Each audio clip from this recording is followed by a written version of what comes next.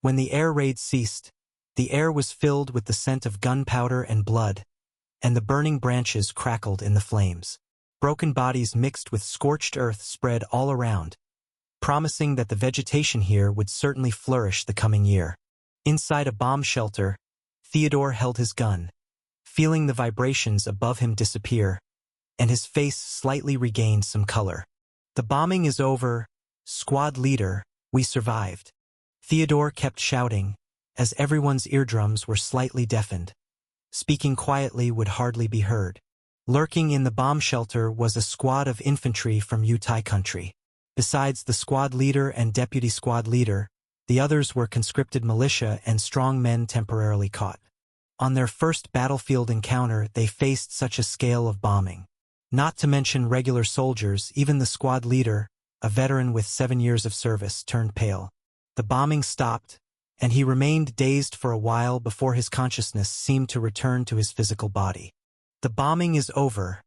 The bombing is over." The squad leader's eyes widened, and after feeling over his own body to ensure nothing was missing, he breathed a sigh of relief. "Squad leader, I'll go out first to check the situation. If those scum from Jekka Group launch an attack, I must kill 10 or 8 of them."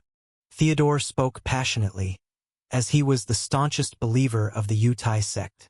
While others were forcibly conscripted, he volunteered to join the army, determined to punish the wicked heretics from Jekka Group. "Get back? Do you want to die?"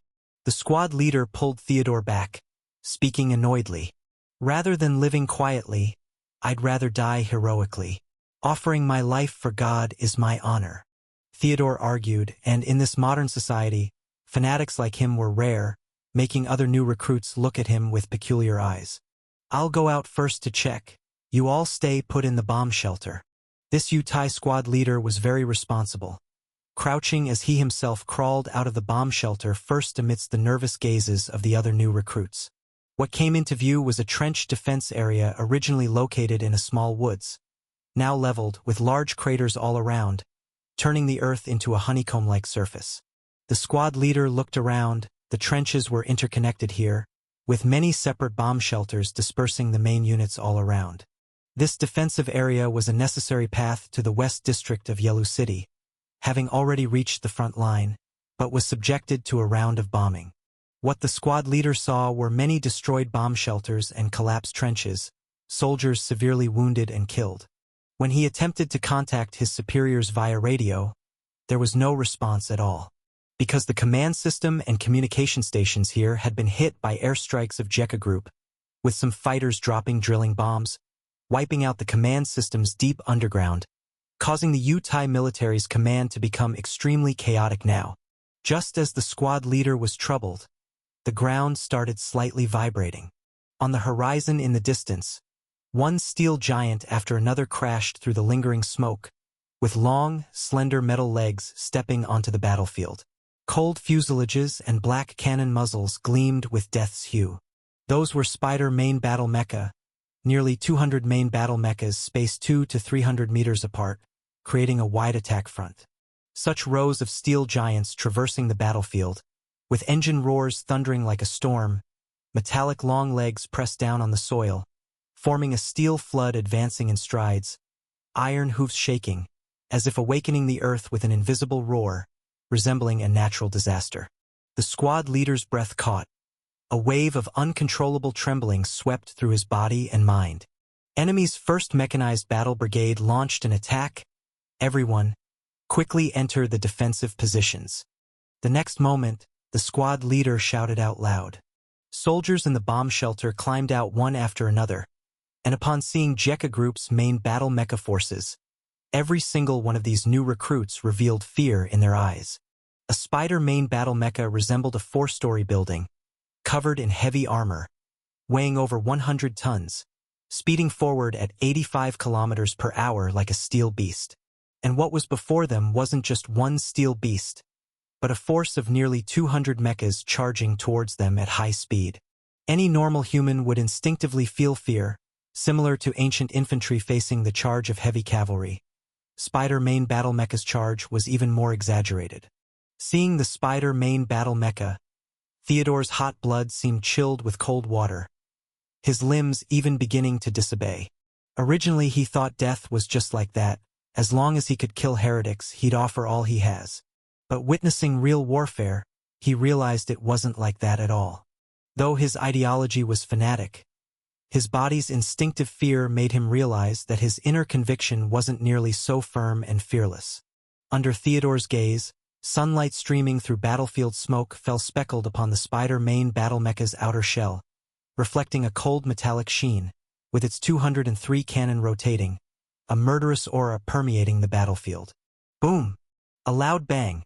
The Spider mecha's main cannon roared, announcing the start of the ground offensive. Flames flickered at the cannon muzzle, followed by smoke, debris, and human limbs flying in explosions. Dirt and vegetation were mercilessly thrown into the air. Theodore frantically picked up the rocket launcher as a shell landed on a section of trenches beside them. Originally stationed, there was a U-TIE infantry platoon, but hit by a 203 mm caliber cannon. A shell weighing over 100 kilograms precisely fell into the trenches. With a loud explosion, that section of the trench was completely destroyed. Over 30 U-TIE soldiers became nothing but flying chunks of meat scattered all around. Splat! A severed leg happened to fall in front of Theodore, belonging to an unfortunate soul, twitching reflexively a few times on the ground, causing Theodore to jump back several steps in fright. The enemy is coming up! The angry shout of the U-TIE squad leader snapped Theodore out of his fear. Ahead, the torrent of mechas approached swiftly, the towering bodies 12 meters high, weighing hundreds of tons, already within range of anti-armor weaponry. Rocket launcher, anti-tank missile. The squad leader commanded his subordinates, while frantically using radio equipment to contact the command post in the rear, seeking fire support. Whether it's tanks, armored vehicles, rocket launch vehicles, artillery, or helicopters, as long as there's heavy firepower, anything would do. They can't let these infantry take on the Spider main battle mechas with crude weapons. However, the squad leader's request disappeared into thin air, destined to remain an unfulfilled luxury. Due to the severe losses of heavy weaponry in U-TIE country under airstrikes and with Luanyang airspace strategic bombers and Magic Bird fighters still on patrol overhead, any exposed heavy firepower would be pinpointed and eliminated by the Air Force. This is the advantage of having air supremacy. Having an air force is akin to having complete control, making war very straightforward. One by one, Spider main battle mechas move through smoke and dust, the 203 mm main gun firing high explosive bombs, which are excellent for hitting infantry as well. The crude defensive positions can't withstand such powerful shell bombardment, each shot sending a multitude of human remains flying high. Within a kilometer, the other weapons of the Spider main battle mechas gradually opened fire. Besides the 203 mm main gun, the Spider main battle mechas are armed with 230 mm machine guns, 420 mm machine guns, 8 12.7 mm heavy machine guns.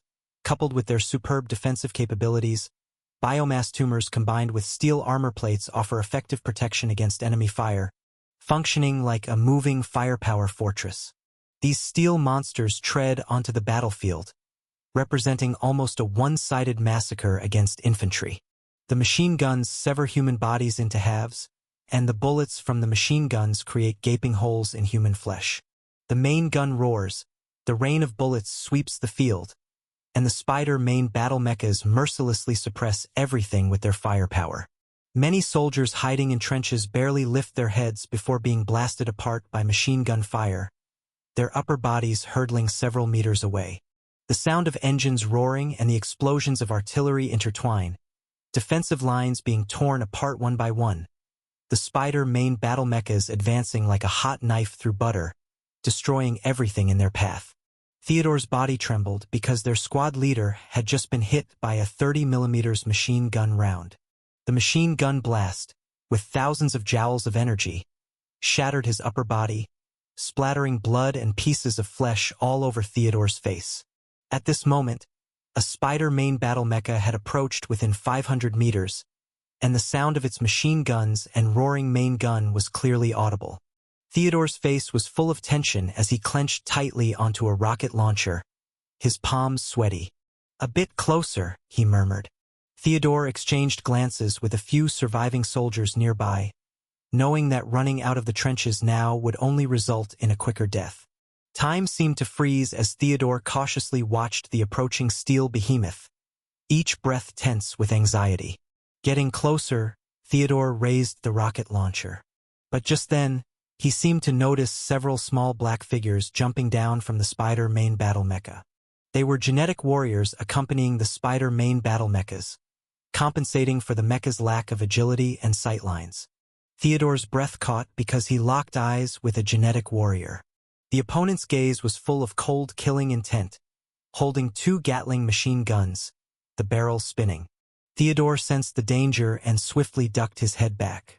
But his teammates were slower to react, attempting to evade, but it was already too late.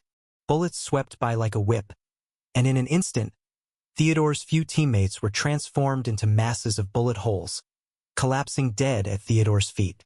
The terrifying firepower suppressed Theodore so much that he couldn't lift his head, only hearing continuous gunfire all around as he trembled like a quail huddled in the trench. Suddenly, the oppressive Gatling fire ceased, and Theodore instinctively grabbed the rocket launcher, then looked up. Just as he grabbed the rocket launcher, the sky darkened over his head. A Spider main battle mecha loomed above him, crossing over the trench while blocking out the sunlight overhead. God! Theodore's expression was blank as a metallic long leg of the Spider main battle mecha rose and stomped down heavily. Squish! Theodore's entire body was crushed underfoot, pressed into the mud.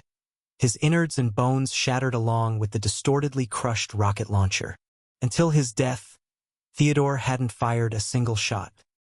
He supposedly died a glorious death, but the result was far from dignified, becoming another insignificant piece of cannon fodder in this war. The only contribution he made was to stain the legs of the Spider main battle mecha with blood and flesh, requiring a good cleaning later, which was also the fate of most Yutai country infantry. On the battlefield surrounding Yelu City, as the ground forces advanced, the Jekka group almost irresistibly destroyed the Yutai army's defensive lines one by one, causing the entire front to teeter. The 1st Mechanized Battle Brigade was like the sharpest spear, piercing through the defenses of Yutai country in one swift move. Yutai country's most elite divisions were destroyed head-on by the 1st Mechanized Battle Brigade, beaten into an indistinguishable mess. With the successful breakthrough of the 1st Mechanized Battle Brigade, the southern gateway of Yelu City was wide open, embracing the Jekka group. However, the 1st Mechanized Battle Brigade did not immediately enter the city but instead expanded to the wings to consume other Yutai country garrisons outside the city. These iron beasts lined up to advance, their shiny metal surfaces reflecting dazzling light, like moving metal oceans, 8-legged limbs crushing stones and soil. Amidst deafening roars, the steel torrent shattered defensive positions, breaking through all obstacles with an almost brute force posture. Wherever the mechanical army passed, smoke and dust billowed. The angry wind rolled up the dust on the battlefield, obscuring the sky and sun. Everywhere they went, these main battle mechas brought nothing but death and destruction. The battlefield was littered with collapsed fortifications, wreckage of destroyed and burning vehicles, and corpses piled high. After the 1st Mechanized Battle Brigade broke the Yutai army's lines and defenses, other Jekka group units began to follow up one after another, to clean up the mess, further accelerating the collapse of the Yutai army's lines. Just like peeling an onion, the Yutai army around Yelu City was continuously eliminated. In an attempt to rescue Yelu City, the holy city and strategic stronghold, the Yutai army began to fight desperately, constantly adding reinforcements. But those reinforcements were bombarded by airstrikes on the way, basically being disrupted during air raids. If any troops managed to break up and continue advancing through the airstrikes, they would face heavy artillery waiting in formation, with 155 howitzers and rocket launchers turning small teams of Yutai army into disoriented targets. Occasionally, some scattered soldiers managed to break through, only to face a death trap constructed by genetic warriors and Spider main battle mechas, with a predictable outcome. In fact, most of the Yutai army reinforcements were already shattered during the airstrike phase, with majority dispersing and fleeing in chaos. Because a significant portion of the Yutai army consisted of militia reserves, The Yutai army seemingly numbered over 500,000 but had low combat quality. Many would scatter like rabbits once bombarded, fleeing everywhere like an explosion of hairs. Through this tactic of encircling and attacking reinforcements, within the following week, the Jekka group exterminated a large number of Yutai reinforcements. Until the Yutai army realized they were caught in a baiting game, Jekka group would deliberately leave Yelu City unchecked to lure them into sending troops to their deaths. Did they finally cease sending reinforcements? By then, the number of Yutai soldiers killed or injured around Yelu City had already surpassed 200,000. Of course, the majority had surrendered. These Yutai soldiers had neither the determination nor the courage to fight to the end. Facing the overwhelmingly powerful forces of the Jekka group, they surrendered in waves, much like wild grass sprouting in spring, difficult to completely eradicate. Even the Yutai soldiers defending Yelu City, though not yet attacked by Jekka group, some still ran out to surrender to Jekka group. These surrendered Yutai soldiers were handed over to the Faha soldiers for management. How they would be treated by their bitter enemies, the Faha soldiers, was beyond the concern of Jekka group. After all, Jekka group was not violating the Geneva Convention, and whatever Faha soldiers did could not be blamed on Jekka group, or even in the event of criticism, Jekka group simply would not care. In merely a week, Jekka group had virtually secured victory, exterminating the elite troops around Yelu City with minimal casualties. Nothing else, just the Een Sol banner disguised as military flags, during the Jekka group's assault, absorbed a large number of Een Sols from Yutai soldiers, significantly strengthening the Sol banner. After clearing the defenses and positions around Yelu City, seeing the Yutai army had no intention of sending further troops, Jekka group finally advanced to the city, then commenced to enter the city. Due to the war, Yelu City's population was somewhat reduced, but those remaining still numbered in the millions, mostly Yutai. In the eyes of these Yutai, the holy city must not be occupied by the Jekka group, seen as heretics. Many even held the resolve to live and die with Yelu City. Thus, the Jekka group's vanguard entering Yelu City not only needed to contend with Yutai soldiers but also had to guard against sneak attacks from the Yutai civilians, with incidents of hidden gunfire and homemade bombs. The first Jekka group unit entering Yelu City quickly reported the situation and was subsequently ordered to withdraw.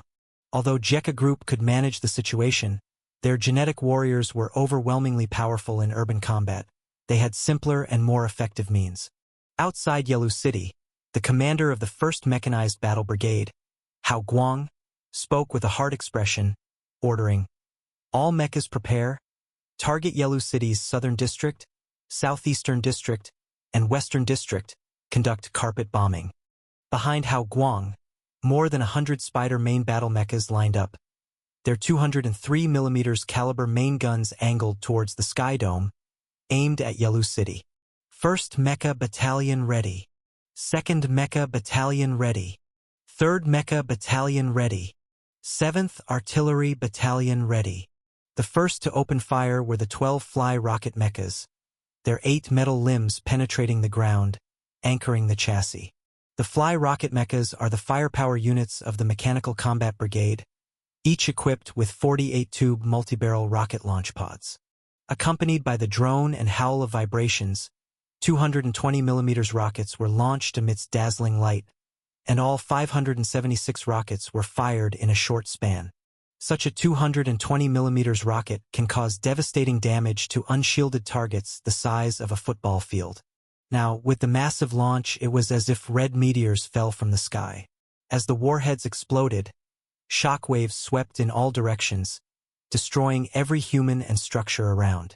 The Yutai settlement in the southern part of Yelu City instantly burst into flames, each house and building collapsing in the explosions, with steel and concrete flying everywhere. Following closely were the 203mm cannons of the Spider main battle mechas. This main cannon has a maximum range of over 40 kilometers. Firing rocket-assisted shells can further increase the range, but these shells reduce the explosive charge and power. Since Yelu City lacks effective counterfire, the Spider main battle mechas use conventional shells, bombarding from 20 kilometers away, achieving higher accuracy. Boom! Boom!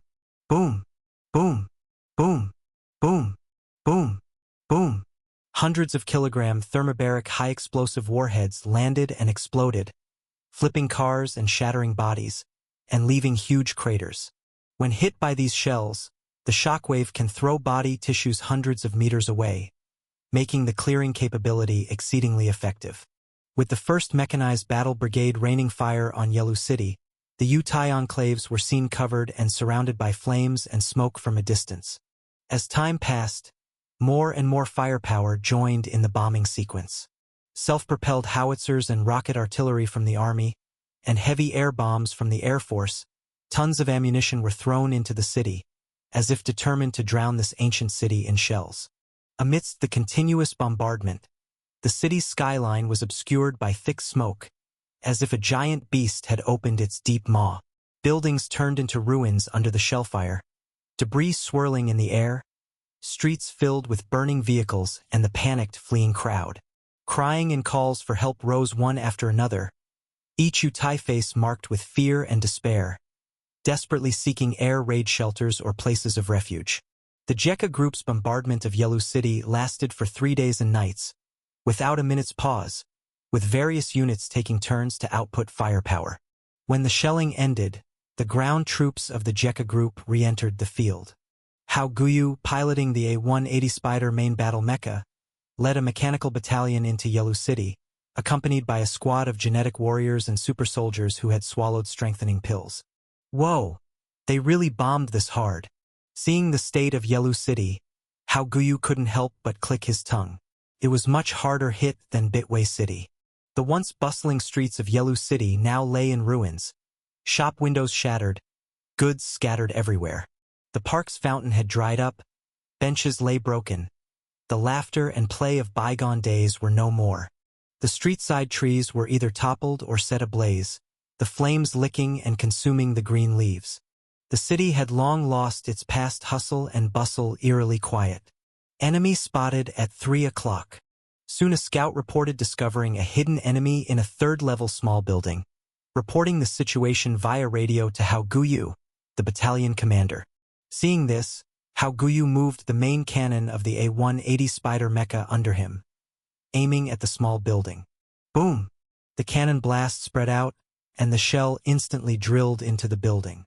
With just one shot, rebar and concrete scattered like a heavenly maiden scattering flowers. The small building vanished completely, leaving only a crater. The few Yutai soldiers hiding there were naturally blown to bits. Commander, enemies found at 5 o'clock, along with civilians. Another subordinate reported the situation. This time the location was a 12-story building in a residential area, with quite a few Yutai soldiers hiding inside. With the enemy, they are not civilians but militants, remember that. Hao Guyu corrected his subordinate's wording and then called over a Scorpion Flame Sprayer mecha.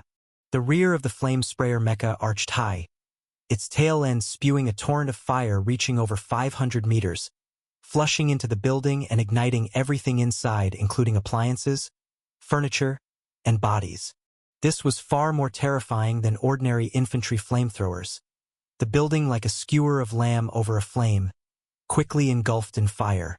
In an instant, flames shot from the windows and balconies, accompanied by chilling screams and the stench of burning flesh. Engulfed in flames, one after another, the Yutai leaped from windows, hitting the ground, turned to pulp.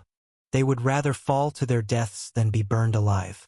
Those trapped on lower floors didn't have that option, running madly amidst screams, set ablaze and struggling for minutes, until charred black, their skin and flesh emitting a burnt savory scent, reduced to curled, blackened corpses, dying in utmost misery. The Jekka Group's brazen shelling and attack on Yelu City unsurprisingly triggered a massive shockwave worldwide. The entire international community almost unanimously condemned the actions of the Jekka Group. Even the Pope himself openly condemned the atrocity of the Jekka Group against Yelu City, accusing the Jekka Group of destroying the treasures left by human history and ordering them to immediately cease their actions to capture Yelu City. However, for the soldiers of the Jekka Group, the great supreme leader does not believe in Jesus or God, and the Pope's accusation is like a gentle breeze, it causes no pain, and the soldiers will only carry out the orders of the supreme leader, continuing their tasks as usual. The Pope can only glare helplessly, as he certainly cannot really run to Yellow City and defend this Christian holy land. He does not have the courage, as he doesn't even have a division of soldiers, let alone a battalion. Unless God himself dons a steel helmet and enters the battle, the Pope, despite his exalted status, can do nothing about the Jekka group. As for influencing politics with divine power, that's even more laughable. The authority of the Church has long plummeted to rock bottom, even in Europe, where the Church's influence is strongest. Secular rulers and politicians drove the Church out of secular politics centuries ago. The actions of the Jekka group continued unabated amidst the external uproar, advancing in their onslaught within Yellow City. Spider main battle mechas continuously pushed forward within Yellow City, clearing out any remaining enemies in their field of view. Any building where people might be hiding and refusing to surrender would face the Spider main battle mecha's storm-like assault. After 3 days and nights of bombardment and shelling, Yellow City was left in ruins. A large number of Thai soldiers who were initially prepared for urban combat were turned into tragic, withering lives amidst the bombardments of artillery and air bombs, accompanied by flying steel and concrete. Now the mechanical army entered the Yellow City battlefield, stepping onto streets filled with craters, ruins, and corpses, facing a more advantageous combat environment. Units of mechanical army orderly advanced on the streets, accompanied by genetic warriors who became the vanguard, especially active in city street fights. Mission objective: cleanse the power plant ahead. At the southern outskirts of Yellow City, a unit of genetic warriors arrived in front of a large factory building. This is Yellow City's thermal power plant, providing electricity for the entire city and is the most important energy facility in Yellow City. Because the Jekka group needs to maintain a certain level of power and order after the war, they chose not to shell this place, deliberately preserving it. The buildings around the power plant bear the marks of war, with walls full of holes and cracks, while the open spaces and between floors see burning debris and tires emitting black smoke greatly obstructing visibility, forcing armed helicopters in the sky to ascend. The massive appearance of heat sources also makes it difficult for thermal imaging equipment to function. Clearly, this is the result of intentional arrangement by Thai soldiers, who evidently intend to defend this place. In response, the Jekka group sent in the Genetic Warriors. Currently here is a unit of Genetic Warrior Operations Platoon. Genetic Warriors typically form 3-man operation teams, with 3 teams plus a platoon leader constituting an operations platoon, and 3 platoons forming a company, a battalion having 4 companies. The current Genetic Warrior Operations Platoon represents 10 Genetic Warriors, including 3 second-generation Sacred Blood Gene Warriors, while the rest are first-generation Gene Warriors. Kong Yun Kuin is the platoon leader of this operations platoon, and he is currently using iWorm for reconnaissance to gather surveillance view while his ears twitch slightly. His left hand presses against the ground, with eyes closed as if listening to something. Outsiders might not understand, but Kong Yun Kuin possesses a special reconnaissance ability, fused with the genes of a spider poisonous insect, able to sense ground movements. This vibration is akin to prey falling into a spider's web, where even the slightest movement can be detected by the spider. Within Kong Yun Kuin's perception, any disturbances caused by activities inside the power plant cannot escape his detection, and combined with the surveillance view from the iWorm, he has a general grasp of enemy distribution. Direction to the east, there are 258 enemies, with machine gun emplacements and anti-tank mine traps deployed. Wu Nua, you lead the group to resolve this. Be careful not to step into the anti-tank mine traps. They've altered the trigger mechanism of the anti-tank mines, placing them at. Direction to the west, this is the main body of the power plant. There are 161 enemies, as well as 5 tanks and 7 armored vehicles ambushing inside the factory. By Hongbin, you take teams 2 and 3, equip anti-armor firepower, tank positions at. Kong Yun Kuin methodically assigns operational tasks, drawing a simplified map of the power plant on the operations board and marking those high-threat targets. Genetic warriors have enhanced bodies, including brains with extremely sharp memories. Just a few glances and they imprint the operational map onto their minds. Understood the mission. Go handle your respective targets. I'll take care of the enemies in the warehouse area. Kong Yun Kuin quickly arranged tasks, and one by one genetic warriors retrieved weapons from the armored vehicles, differing based on the operational tasks assigned. For example, in need of anti-armor strength, they carried RPGs and anti-tank missiles more frequently, and for clearing infantry resistance, they brought machine guns and ammunition more frequently. The genetic warriors' powerful physiques make them nearly the most versatile talents on the battlefield, capable of precisely mastering the use of every weapon, though due to the abilities of the poisonous insects they have fused with, they are more adept with certain weapons. It's 9:15 in the morning now. Finish the battle by 10 o'clock. After checking the time, Kang Yun-kun was the first to step into the smoke-filled Yellow City power plant. The other genetic warriors followed closely behind, each 3-meter-tall iron can scattering and nimbly moving through the power plant, rushing towards the Yu-Tai soldiers stationed here. Upon seeing the incoming genetic warriors through the densely installed cameras, a large number of Yu-Tai soldiers were alarmed, and the sound of gunfire and explosions soon echoed inside the power station. Kang Yun-kun charged into the fuel storage area of the plant, where coal was piled high as fuel for the power station. Enemy! It's the genetic warriors. Open fire. Quickly open fire. As Kang Yun-kun charged forward like a falcon, the Yu-Tai soldiers defending this area turned pale, shouting in horror. Several heavy machine gun positions aimed at Kang Yun-kun, with thick bullets reflecting a cold glint in the sunlight. Burning tongues of fire spitting out 2 feet long from the gun barrels, the scorching shell casings falling all over the ground. Several armored vehicles and tanks also rolled out from the various storage houses, machine guns and 120mm smoothbore cannons turning towards Kang Yun-kun. Some Yu-Tai soldiers clutched their rifles, desperately pulling the triggers, hoping to stop Kang Yun-kun. Other soldiers carried rocket launchers, set up anti-material sniper rifles, and deployed anti-aircraft machine guns against Kang Yun-kun.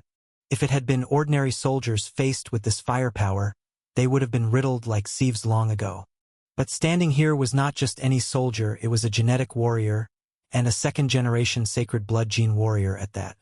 With a deep understanding of the layout here, Kang Yun-kun suddenly exerted force underfoot, racing out at a speed of over 100 kilometers per hour, weaving through the open-air coal piles. Many Yu-Tai soldiers, upon a blink of an eye, lost track of Kang Yun-kun's whereabouts, nervously glancing around. Rip! The sound of flesh tearing. A Yu-Tai soldier's body split open like ragged cloth, tearing from forehead to groin, blood splattering all over Kang Yun-kun. Kang Yun-kun wielded a door-sized battle axe, over 2 meters long, constructed from mercury material of the second-generation biological armor, combined with the reinforcement from secreted blood, becoming exceptionally sharp and sturdy.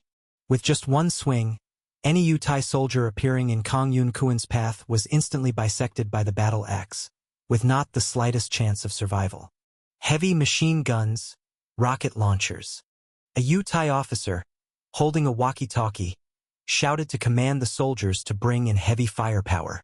Kang Yun-kun, axe in hand, hacked through the Yu-Tai soldiers, with 2 Gatling machine guns mounted on his shoulders, connected to the ammo box inside the armor, and controlled by the second-generation biological armor. Buzz! Buzz, buzz, buzz! The motors of the 2 Gatling machine guns whirred to life, gun barrels spinning at high speed, spraying a dense barrage of bullets all around. The Yu-Tai soldiers wielding rocket launchers and anti-material sniper rifles struggled to lock onto the agile-running Kang Yun-kun, only to be turned into Swiss cheese by the Gatling machine guns first. Kang Yun-kun, with eyes watching in all directions and ears listening all around, used the shock-sensing scouting ability to have a full grasp of the enemy's positions, leveraging the complex environment to charge directly at a heavy machine gun position. This heavy machine gun position was equipped with 3 12.7mm heavy machine guns, yet Kang Yun-kun charged straight at them. The heavy machine gun bullets struck Kang Yun-kun, failing to penetrate his defense but only slightly slowing his speed. But Kang Yun-kun's speed was so incredibly fast, it exceeded the reaction limits of regular soldiers, making it impossible for the heavy machine guns to effectively lock onto him and sustain fire. In just a few seconds, Kang Yun-kun charged into the heavy machine gun position, and under the disbelieving gazes of the soldiers, swung his axe, cleaving in a wide arc, clearing the position instantly, leaving over a dozen Thai soldiers waist-chopped, dragging their upper bodies as they wailed miserably. These Thai soldiers could only watch with wide eyes as their intestines flowed from their abdomens, many attempting to stuff the entrails back, but to no avail as more spilled out, leading them to die in agony. Kang Yun Kuan had just dealt with this heavy machine gun position when an armored vehicle rolled up. This was a Namur heavy troop carrier produced by the Thai country, equipped with a 30mm machine gun and a 7.62mm coaxial machine gun. Essentially an armored troop carrier refitted from a tank chassis, weighing over 60 tons, heavier than many main battle tanks, unique to the Thai country. At this moment, the vehicle aimed at Kang Yun Kuan. The 30mm machine gun fired intensely. A chain of tracer rounds swept towards Kang Yun Kuan, attempting to tear him apart on the spot. Kang Yun Kuan, as the platoon leader of the genetic warriors, naturally boasted combat strength far surpassing that of other genetic warriors.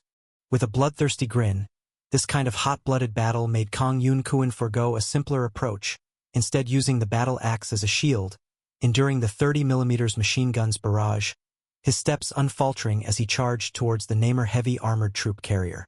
The dense 30mm machine gun fire striking the battle axe resembled a red metal torrent booming out. Yet Kang Yun Kuan advanced like a hero braving a dragon's fiery breath, the machine gun shells clashing with the battle axe, kindling a splendid bloom of sparks. Able to pierce 50mm armor, and with a single shot capable of killing an African elephant, the 30mm machine gun only managed to carve out pits and cracks on the axe, but couldn't destroy the sturdy battle axe for the moment. The time that the battle axe fought for was enough for Kang Yun Kuan. 3 seconds later, 30 meters from the Namur heavy armored vehicle, Kang Yun Kuan bent his knees and jumped straight from the ground, leaping over the machine gun's metal barrage and landing heavily on the Namur heavy armored vehicle. Emerging from the top of the Namur heavy armored vehicle, the commander controlling the machine gun was dumbfounded, staring at the 3-meter-tall Jin warrior covered in blood standing before him.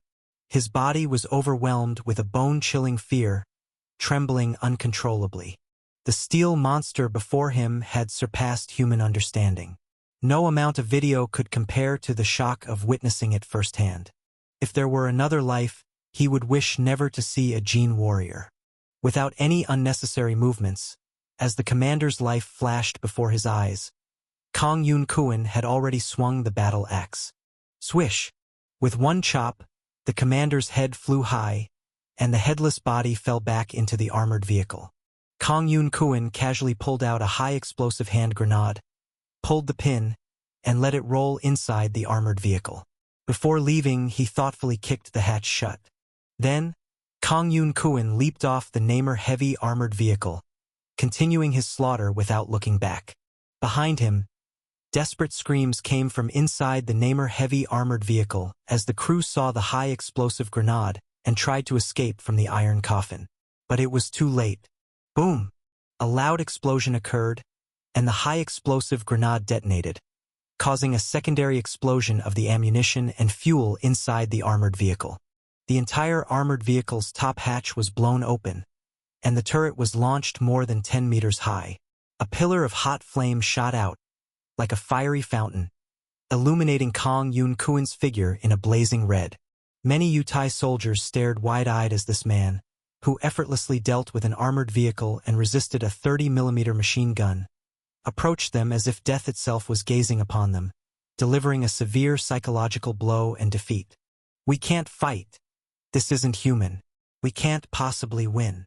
Some Thai soldiers dropped their weapons and turned to flee, terrified by Kang Yun Kuan's killing spree. Kang Yun Kuan did not stop fighting. As long as the enemy still held weapons, it meant the battle was not over. On the contrary, Kang Yun Kuan opted for a more efficient way to kill, firing the 2 Gatling machine guns on his shoulders while merging the battered battle axe back into his biological armor. Picking up the heavy weapons left on the ground, Kang Yun Kuan used firearms to deal with the enemy, which was faster than killing with cold weapons. It just didn't have the same satisfying feeling of dismembering an enemy with a cold weapon. More and more Thai soldiers were frightened away, but trying to escape before a Jin warrior had a success rate of virtually 0. 20 minutes later, Kang Yun Kuan, successfully eliminated all the Thai soldiers in the fuel storage and transport area. The scene was littered with dismembered bodies. Under a Jin warrior's attack, it was challenging to leave a complete corpse. Plop! Kong Yun Kuan opened his large hand, crushing the last Thai soldier's head, his palm drenched in blood. The battle noises within the power plant area were also mostly over, with the sounds of gunfire and cannons no longer echoing. Lieutenant, the enemies within the power plant have been cleared. The radio transmitted a report, as 9 other Jin warriors appeared, each radiating a murderous aura, covered in blood, like demons crawling out of hell. Kong Yun Kuan reported the situation to higher-ups, and shortly after, the sound of helicopter rotors could be heard overhead. Transport helicopters brought ordinary infantry from the Jekka group to the site to secure the power plant. As for the Jin warriors, they had more important combat missions and would not stay to garrison the position. Lieutenant, where to next? A subordinate inquired. The recently concluded battle hadn't exhausted them much, and they were ready to be deployed into other combats. Coordinate with the 1st Mechanized Battalion. Commander Hao wants us to go to Holy Temple City. Depart now. Kong Yun Kuan and his men boarded a transport helicopter, and with the rotor spin, the helicopter carrying a platoon of Jin warriors set off again. Yelu City Temple Mount. If Yelu City is the holy land of Thai country, then the Temple Mount in Yelu City holds an even more extraordinary status for the Thai people. It is the birthplace of Judaism and the holiest place in the hearts of its followers. This is the site of the former Solomon Temple, where Solomon built a grand temple on this mountain for worship and the commemoration of Judaism's main deity, preserving the Ark of the Covenant, which contained 2 stone tablets engraved with the 10 Commandments, the center of Thai sect's faith and its most sacred site. On this small 14-hectare Temple Mount, numerous religious relics still remain, such as the famous Wailing Wall, making it not only a sacred site of Judaism but a holy place for 3 major religions. Jekka Group's advance in Yelu City was unstoppable, with streets, residential buildings, and structures either being destroyed or occupied. Leveraging the Jin warriors' formidable combat power in urban warfare, Jekka Group's offensive in capturing Yelu City was overwhelming. Facing the Thai soldiers' attempt at urban warfare, the Jin warriors gladly accepted, showing no mercy. Wherever they went, the life of Thai soldiers vanished in an instant. In this process, there were frenzied Thai soldiers and even civilians who resisted, but this only hastened their death. The ruthless genetic warriors treat any enemy daring to strike them with the same lethal approach, a massacre truly leaving rivers of blood. This has always been Jekka Group's consistent strategy. In close-quarters combat, showing mercy is the greatest taboo. Because the enemy hides in the shadows, it's only through intimidation that you can suppress their counterattack. Otherwise, your mercy might end up allowing a child or a woman to deliver a fatal blow. On this point, the beautiful country has plenty of experience. Their security wars in the Middle East serve as first-hand lessons. Though Yelu City is a historic city, a religious holy land, and the tomb of Jesus' resting place, it's not a city belonging to Jekka Group, so they attack without hesitation, blasting away where necessary during their advancement, striking with precision and hitting the critical points directly. Thus, in just a short time, most of the city of Yelu has fallen under the control of Jekka Group, with the vanguard forces already advancing to Temple Mount, the spiritual core of the Thai sect. Hao Guyu led the mechanical battalion as the first forces to arrive here. The remaining Thai soldiers centered on Temple Mount had built fortifications on the periphery, using sandbags, cars, and miscellaneous furnishings to construct a defense line. Even on their own Temple Mount, they dared not ascend for street battles, only staying on the outskirts to try blocking Jekka Group's path to their sacred ground. Upon Hao Guyu's arrival, this was the scene he witnessed. Those still resisting Jekka Group were the most resolute Thai soldiers, with no intention of surrendering, showing a stance of coexistence or destruction with Temple Mount. Bring up 2 little bees. Hao Guyu's command was passed down, and soon 2 B air defense mechas reached the front line. These air defense mechas also used the Spider main battle mecha chassis, removing the massive 203mm main gun with pairs of air defense high guns towering atop the body. The Mecca is equipped with 4 double-mounted 35mm high-altitude artillery, totaling 8 air defense guns, and 1 close-range air defense missile system, armed with a 3x4B Sting air defense missile launch module. Though designed as anti-air units, since Yutai country has no air force, they were also effective for ground attacks. After all, everyone knows that all anti-armor weapons can also be highly effective against infantry. 1B air defense Mecca carries 8 35mm high-altitude artillery, and 2 carry 16 such guns. As the 35mm high-altitude artillery on the B air defense Mecca situated for movement, they aimed at the defensive positions of the Yutai army below Temple Mount. In the next moment, ear-splitting roars ensued. Shells were ejected from the 2B air defense Meccas, and all 16 35mm anti-air machine guns opened fire fiercely. As if a rain curtain enveloped the scene, the thick machine gun bullets blanketed the target area in a barrage. The ferocious firepower made the Yutai army's constructed defense line crumbled like an anthole under a storm, destroyed in the onslaught. It was truly a rainstorm of shells. Casings showered down from above the Mecca like waterfalls, leaving the front line ravaged by machine gun fire. Under this brutal firepower, sandbags exploded, cars disassembled, concrete was pierced and torn apart, and Yutai soldiers hiding behind were torn apart with body parts scattered everywhere in a scene so grotesque it was unbearable to witness. When the last, steaming casing fell to the ground with a ding, not a single living soul could be found on the forward Yutai soldiers' positions. All the Yutai soldiers, along with the shattered sandbags, car parts, and concrete, were mixed like thrown into a blender, churned back and forth, blasted to pieces by the fierce machine gun fire, turning into a macabre blend of human salad mixed with concrete, dense blood soaking the ground. Using infantry to block a main battle Mecca, TSK, you're just as laughable as your fortifications. How Guyu watched this scene, smiling brilliantly. From here on, the path to the Yutai sect's sacred site, Temple Mount, was completely unobstructed. Click, click. How Guyu was piloting the A-180 Spider main battle Mecca, leading the charge onto the land of the Temple Mount.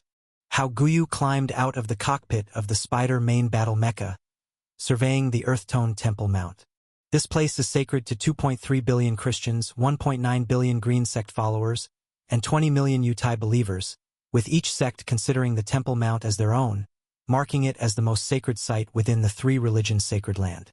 Throughout history, this place has repeatedly been the epicenter of civilizational conflicts, conquered dozens of times by different ethnic groups over its thousands of years of history, destroyed more than 10 times and rebuilt likewise, from the sorrowful Wailing Wall of the Yutai to the Via Dolorosa where Jesus carried his cross, along with famous landmarks like the Tower of David, St.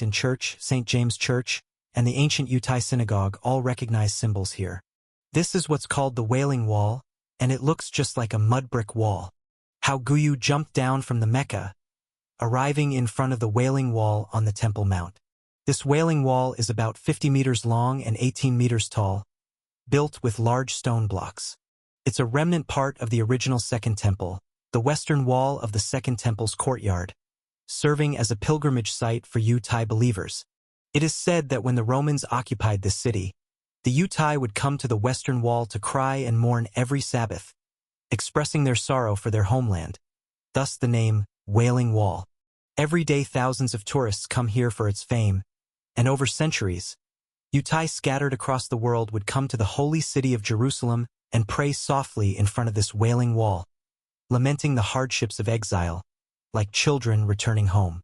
In the last century, the Wailing Wall was controlled by Jordan, not allowing the Yutai to pray here, leaving the Wailing Wall unworshipped for 19 years. Later, the Yutai expanded through war, strategically occupied Jerusalem, and seized the Wailing Wall from Jordan. Today, with the temple on Temple Mount already destroyed by warfare, the religious and spiritual center of the Yutai gone, this Wailing Wall has become their most important place, an open-air synagogue for the Yutai sect. The Wailing Wall often hosts coming-of-age ceremonies for Yutai boys turning 13, and on significant national or religious holidays such as Memorial Day, Holocaust Remembrance Day, the Yutai New Year, and the Day of Atonement, the Yutai country holds memorial events or religious rituals here. It's no exaggeration to say that the Wailing Wall is now the symbol of the national soul of the Yutai. How Guyu stepped forward, tapped the Wailing Wall, but the pathetic suffering supposedly resonating for the Yutai did not affect him in the slightest. After all, it's just an ordinary stone wall. I entirely don't understand why one would cry their heart out here. How Guyu sneered. Although the Wailing Wall is listed as a World Cultural Heritage, he felt no empathy whatsoever. Perhaps much of the hardship the Yutai have faced in history transpired at this Wailing Wall. Yet from How Guyu's perspective, the Yutai fully deserve the numerous hardships they have encountered. Standing before the Wailing Wall, he felt nothing but amusement, and instead of feeling saddened, he cracked a grin. You heretics, get out of here immediately. This is the sacred ground of the Yutai country, and not a place to be defiled by you filthy heretics. As How Guyu was observing the Wailing Wall, a large group of Yutai believers rushed up, blocking the Wailing Wall, glaring angrily at How Guyu. At the forefront was a man in his 50s, whose face was full of indignation, loudly cursing. I am the Yutai priest overseeing this place, you heretics.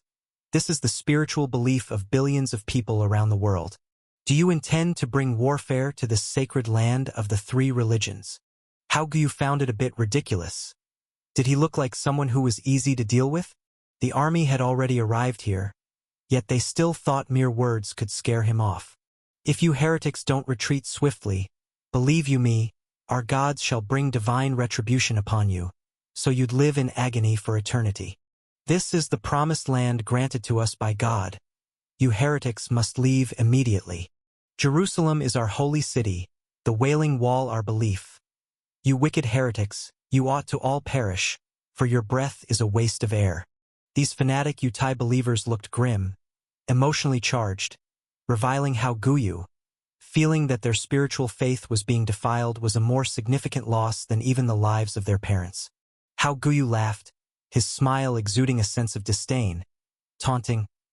Honestly, sometimes I really can't fathom what goes on in the minds of you religious people. How can you not see the reality in front of you? Since that's the case, why don't you go ahead and martyr yourselves with the beliefs in your hearts? Wait, what do you intend to do? The Yutai sect priest's expression remained unchanged, sensing How Guyu's ill intentions. What am I doing? The Jekka group brings war and destruction. This Wailing Wall is your Yutai country's belief and national symbol, right? Someone come over, bring some mechas here, and tear down this Wailing Wall for me. How Guyu's smile grew even more brilliant, and as his words fell, hundreds of Yutai believers in the vicinity were in an uproar. You dare! You madman heretic, you will go to hell. I absolutely won't allow this to happen. To knock down the Wailing Wall, you'll have to step over my dead body first. One after another, Yutai believers roared hysterically, upon hearing the order to knock down the Wailing Wall, all of them revolting. But How Guyu didn't care, and neither did the forces of the Jekka group behind him. Several Ant-style engineering mecha exited the formation. These mechas, also designed based on the Spider main battle mecha chassis, assume field engineering support roles, their bodies devoid of weapon systems, laden with various engineering cranes, shovels, excavators, and equipment, boasting comprehensive construction capabilities. On usual days, when encountering demolished roads and bridges, the Ant-style engineering mecha can excavate soil to build roads, set up iron bridges or pontoon bridges on site, and quickly construct field fortifications using mechanized equipment. Can also clear enemy mines and repair damaged mecha. The Ant-style engineering mecha has many special skills.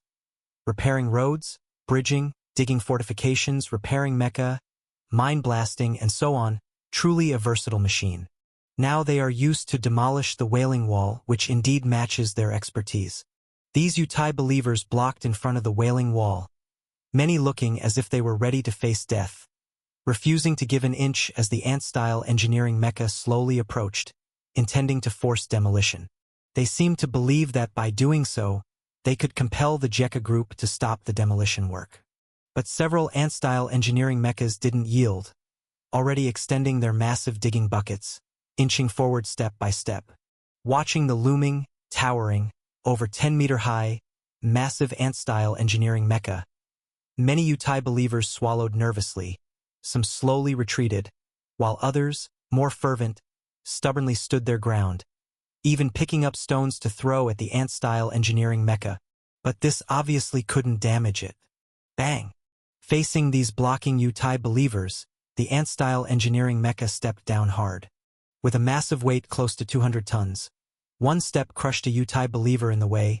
Intestines, liver, heart, lungs, and blood were squeezed and spattered out. Flesh and bone turned into minced meat, sprinkling the trousers of the surrounding Yutai believers. Thud! Thud! Thud! One after another, the die-hard Yutai believer fanatics were crushed and smashed.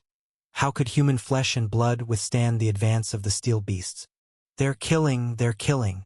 The other Yutai believers were stunned, seeing the fate of their companions. They no longer dared to block the ant-style engineering mecha, hurriedly dodging aside to make way for a path to the Wailing Wall. TSK, TSK. Seems your faith isn't that firm after all. How Guyu laughed happily, enjoying the scene. It's over, all over. The Yutai sect priest looked at the few ant-style engineering mechas raising their digging buckets, stretching them onto the stone-built Wailing Wall. With the roar of engines and the operation of hydraulic arms, the Wailing Wall trembled violently. Sections of the wall were pushed down, and giant stones were dug and dropped, raising clouds of dust.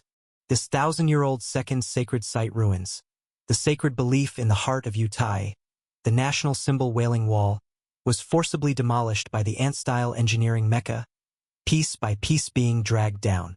The Yutai believers who saw this scene had expressions of collapse, kneeling on the ground, crying bitterly. The Wailing Wall. You heretics dared to destroy our Wailing Wall. Our God will never forgive you. You are the sinners of civilization. A devil of 10 evils is more merciful than you. God, open your eyes and see. These devils who should go to hell, making the world so filthy, what a sorrow. One by one, the Yutai believers couldn't accept the destruction of their inner faith. Some went mad, rushing towards the ant-style engineering mecha, futilely trying to push it over with hands. This act, like a mantis trying to stop a chariot, eventually only resulted in being lightly pushed off by the ant-style engineering mecha, then crushed by the massive steel body. The Wailing Wall, witnessing the rise and fall of Yutai's history, seeing the multiple massacres and struggles Yutai faced in its history. Now, in the dying moments of this demolished Wailing Wall, it once again witnessed the tragic experiences of Yutai, which could be said to respect and restore history. Demolish it neatly and don't waste these giant stones dragged down. Get flying locust transport mecha over. President Su once instructed these Wailing Wall stones to be transported to the Imperial Central Square in Monde City for paving, making their Yutai belief be trampled underfoot by our people. How Guyu loudly ordered, and more transport mechas came over, loaded with the Wailing Wall stones on the ground, further destroying and trampling on Yutai's spiritual belief. Hearing How Guyu's arrogant words, the Yutai sect priest could no longer control his inner emotions, his fingers trembling as he pointed at How Guyu. You devils, trampling on our national symbol like this? Aren't you afraid of facing a military court? Military court? Haha, only the winners are entitled to a military court. How Guyu seemed to have heard something amusing, smiled and wagged his finger disdainfully at the Yutai priest. Do you understand what it means to be a victorious country? As a defeated country, you should have some awareness. All your wealth and control is in our hands. Understand? If you're not convinced, let your God come down with a helmet and win this war. Saying this, How Guyu ordered for the arrest of the Yutai believers on the ground. What do you want to do? The Yutai priests and others began to panic, thinking How Guyu was going to start a massacre. But How Guyu didn't do that, merely binding them and throwing them aside, shouting to his subordinates, "Get those greens over here. Let them solve their own trouble. I think they'd be willing." Soon, a group of greens were brought over by Jekka group soldiers. Some were Faha soldiers, some were Ba people originally living in Yelu City, and others were religious officials from other religions who stayed at Temple Mount. Seeing the scene of the Wailing Wall being forcibly demolished, they were also stunned, wide-eyed. Everyone, I won't say much nonsense. Yelu City is now in the hands of our Jekka group. Do you want to take back this holy city? How Guyu looked at these greens, his voice carrying a seductive undertone. "Will our holy city be returned to us?" The Ba people in the audience instantly erupted. Yelu City had long been under the actual control of Yutai country, and the Ba people dreamed of reclaiming this city as their capital. But as Yutai country grew more powerful, they saw no hope. And now an opportunity was within reach. "That's right, our Jekka group is not Yutai country. We have no greed for your land and no intention of controlling this city. However, since this city was painstakingly captured by our Jekka group, if you want it back, you must show us sincerity. It's fortunate we have a common enemy. And now that Yelu City houses a large number of Yutai, you wouldn't want your holy city to have more Yutai than your own people, would you? This requires you to take action." Hao Guyu's voice was like a demon whispering, stirring the emotions of the Greens present. The emotion of each Green was immediately ignited. They looked at the bound Yutai believers, and some smart ones quickly realized what kind of sincerity the Jekka group wanted. "Brothers and sisters, these Yutai believers have occupied our holy city for too long. Their very existence defile our holy city. Let us represent divine punishment together and judge these heretics who bring disaster to the world. Use the stone punishment to smash them. Let their blood prove our loyalty to the God, warriors of the true Lord. Charge. For the holy city, for the true Lord."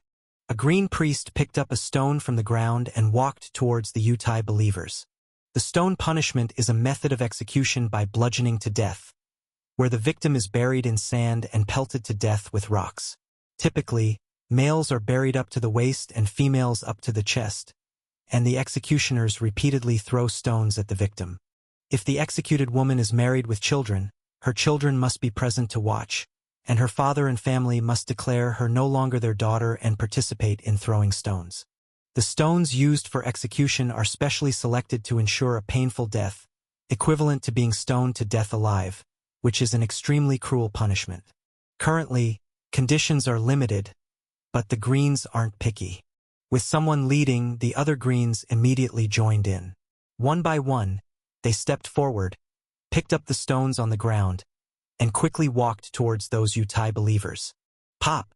Under the terrified gazes of those Yutai believers, a Green was the first to raise a stone and heavily threw it onto a Yutai priest. As a Yutai priest, he was a well-known figure in Yelu City and naturally received more hatred. The dense stones fell like rain, continuously hitting the Yutai priest. His skull was cracked, teeth knocked out, flesh torn apart, bones broken. He collapsed to the ground, emitting a series of horrifying screams. "Don't hit! Stop! I surrender. I am willing to submit and listen to you." The Yutai priest knelt and kowtowed frantically to Hao Guyu, hoping Hao Guyu would show mercy and stop the Greens. At this moment, the Yutai priest no longer had the previously arrogant demeanor. His entire face was a picture of humble pleading for life. "Our Jekka group has no need for your Yutai sect to submit. Keeping you is useless. As our president Su once said, he doesn't like unfinished projects." Hao Guyu sneered, ignoring the Yutai priest's pleas for surrender and obedience. Seeing this, the other Greens became even more excited. With Jekka group turning a blind eye, they all put every ounce of strength into their throws, venting years of suppressed anger from being bullied by the Yutai on these Yutai believers. After being hit by hundreds of stones, the Yutai priest died a miserable death, and by the end, his corpse was half buried under the stone pile. After the death of the Yutai priest, the Greens at the scene kept shouting that the true Lord was above, then continued to enact the stone punishment on the other Yutai believers. In the Green sect, there is an ancient punishment here called the stone punishment.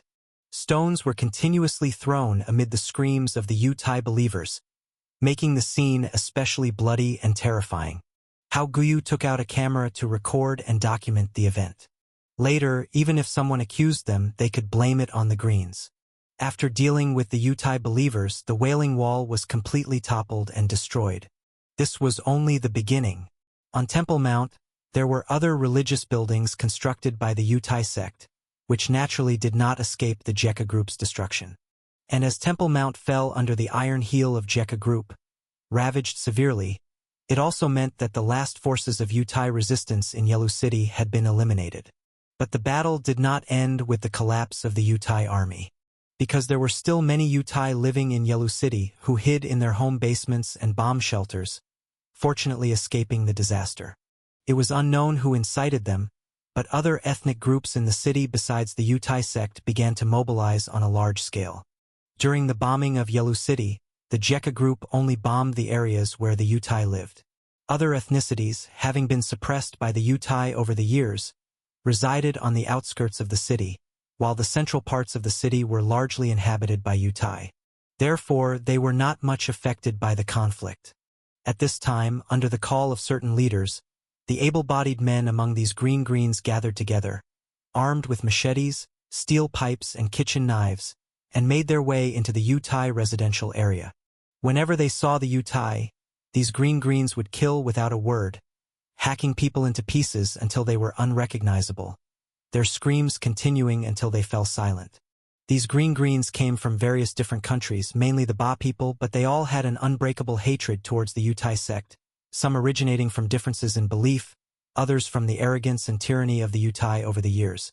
During the years of Yutai country's strength, in order to strategize for more land, the Yutai committed numerous persecutions against other ethnic groups, among which the Ba people suffered the most. Now, the lands of Yutai country belonged to the Ba people originally.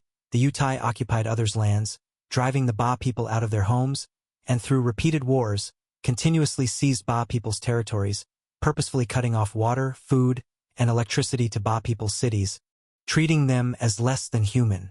Not to mention adults, even infants were not spared.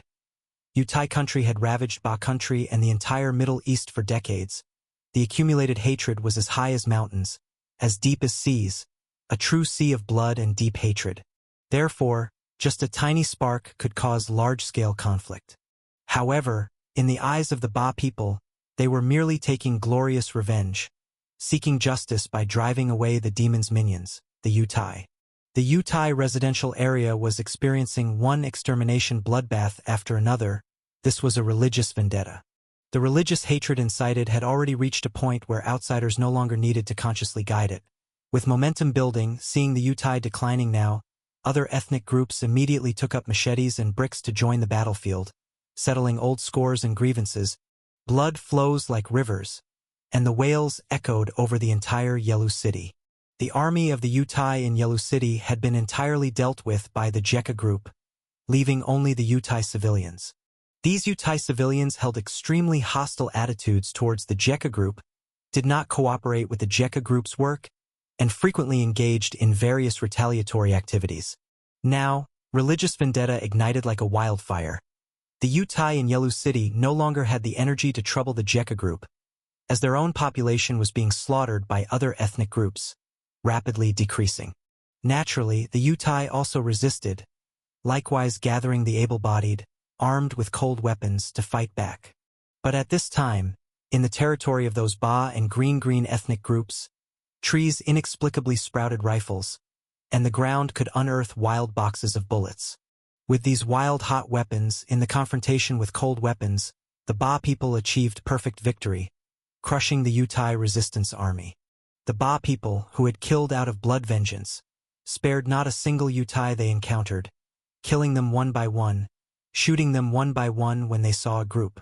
These Yutai in Yelu City finally felt fear and wanted to surrender to the Jekka group, but the Jekka group ignored them, turning a blind eye to the Yutai's request for them to send troops into the Yelu residential area to maintain order. After all, the Yutai frequently claimed that they were a country of military age. Every man, woman, and child are soldiers, so they should have their own measures against rioters. The Jekka group still had a war to fight and had no time to bother with them. Thus, religious vendetta continued to spread and expand in Yelu City, and through the reports of war correspondence, spread throughout the world, reminding countless Yutai around the globe of the tragic events of being massacred and excluded in the past. Although it was the Greens who took action, discerning people could see who the real mastermind was. For a moment, Yelu City was filled with the screams and wails of the Yutai.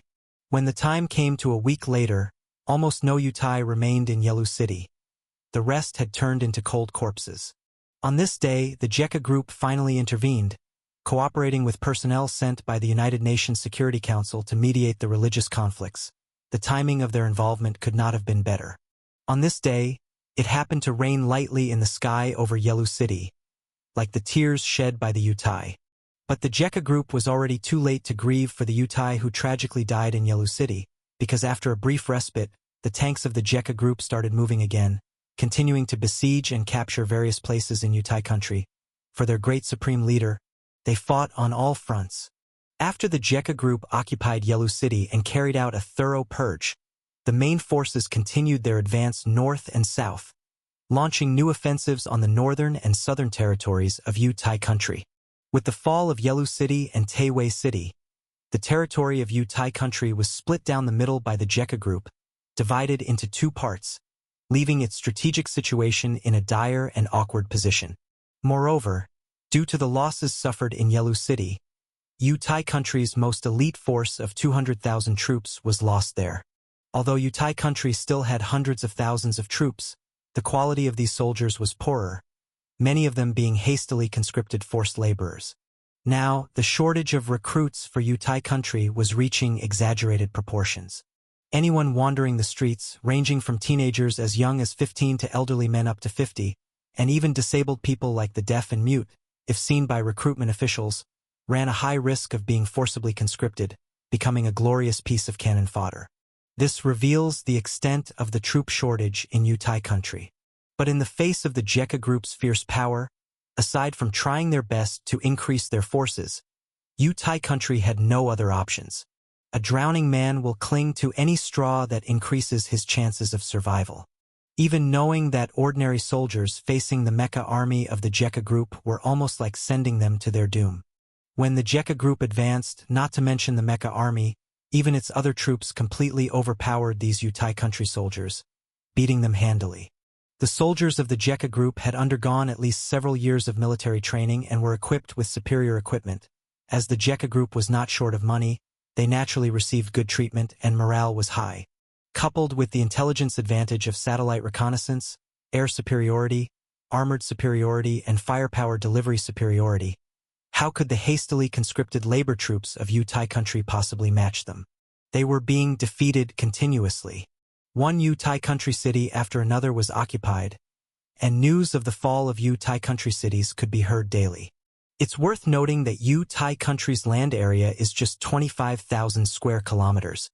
With a population of over 10 million, this kind of small and thinly populated country's lack of sufficient strategic depth is apparent to anyone, indicating that the war situation for Yutai country was inevitably heading towards defeat.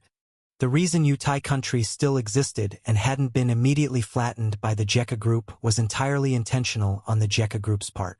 For every city of Yutai country that the Jekka group occupied, they immediately introduced the Ba people, dispatching Faha soldiers to maintain order, while the Jekka group stationed heavy troops.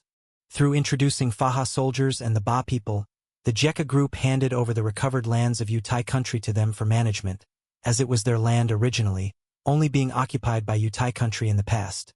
Now it was simply returning to its rightful owner. With the national enmity and familial hatred of the Ba people towards the Yutai entering these Yutai cities and having Faha soldiers manage order, it's not hard to imagine the consequences.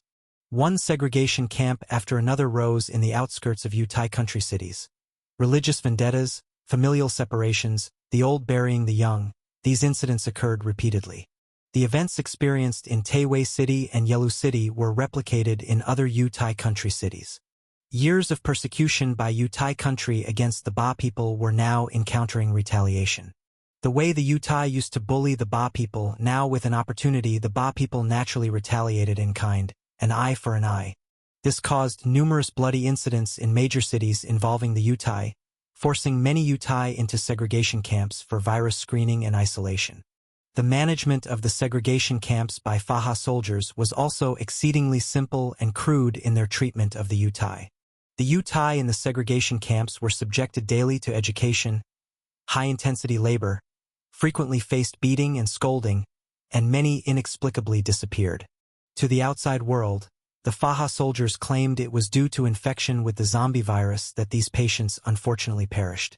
They maintained order in the segregation camps supposedly for the safety of the Yutai and even the entire world, suggesting that without the segregation camps painstakingly established by them for the Yutai, the zombie virus might have long since spread throughout Yutai country, wreaking havoc on the Yutai.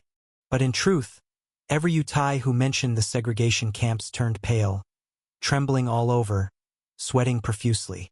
In this process, the number of the Yutai dwindled constantly. A dozen days passed, and although the Jekka group deliberately slowed their advance, focusing primarily on introducing Faha soldiers and the Ba people into Yutai territory, helping them regain their lands and reclaim their homes. Yet the collapsing Yutai country army, even with the Jekka group's lack of full force, was unable to resist.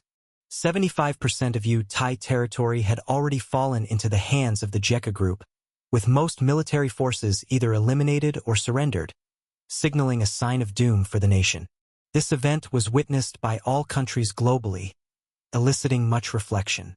Once spoken of as a minor Middle Eastern hegemon, Yutai country, having provoked the Jekka group, was on the verge of destruction in such a short time. Yutai country, the Zaharia missile launch base, the largest missile launch site of Yutai country. This base suffered bombardment by cruise missiles launched by the Luanyang Airspace Strategic Bomber from the Jekka group when they attacked Yutai country, leaving it damaged beyond recognition, with each missile site destroyed and the command system paralyzed.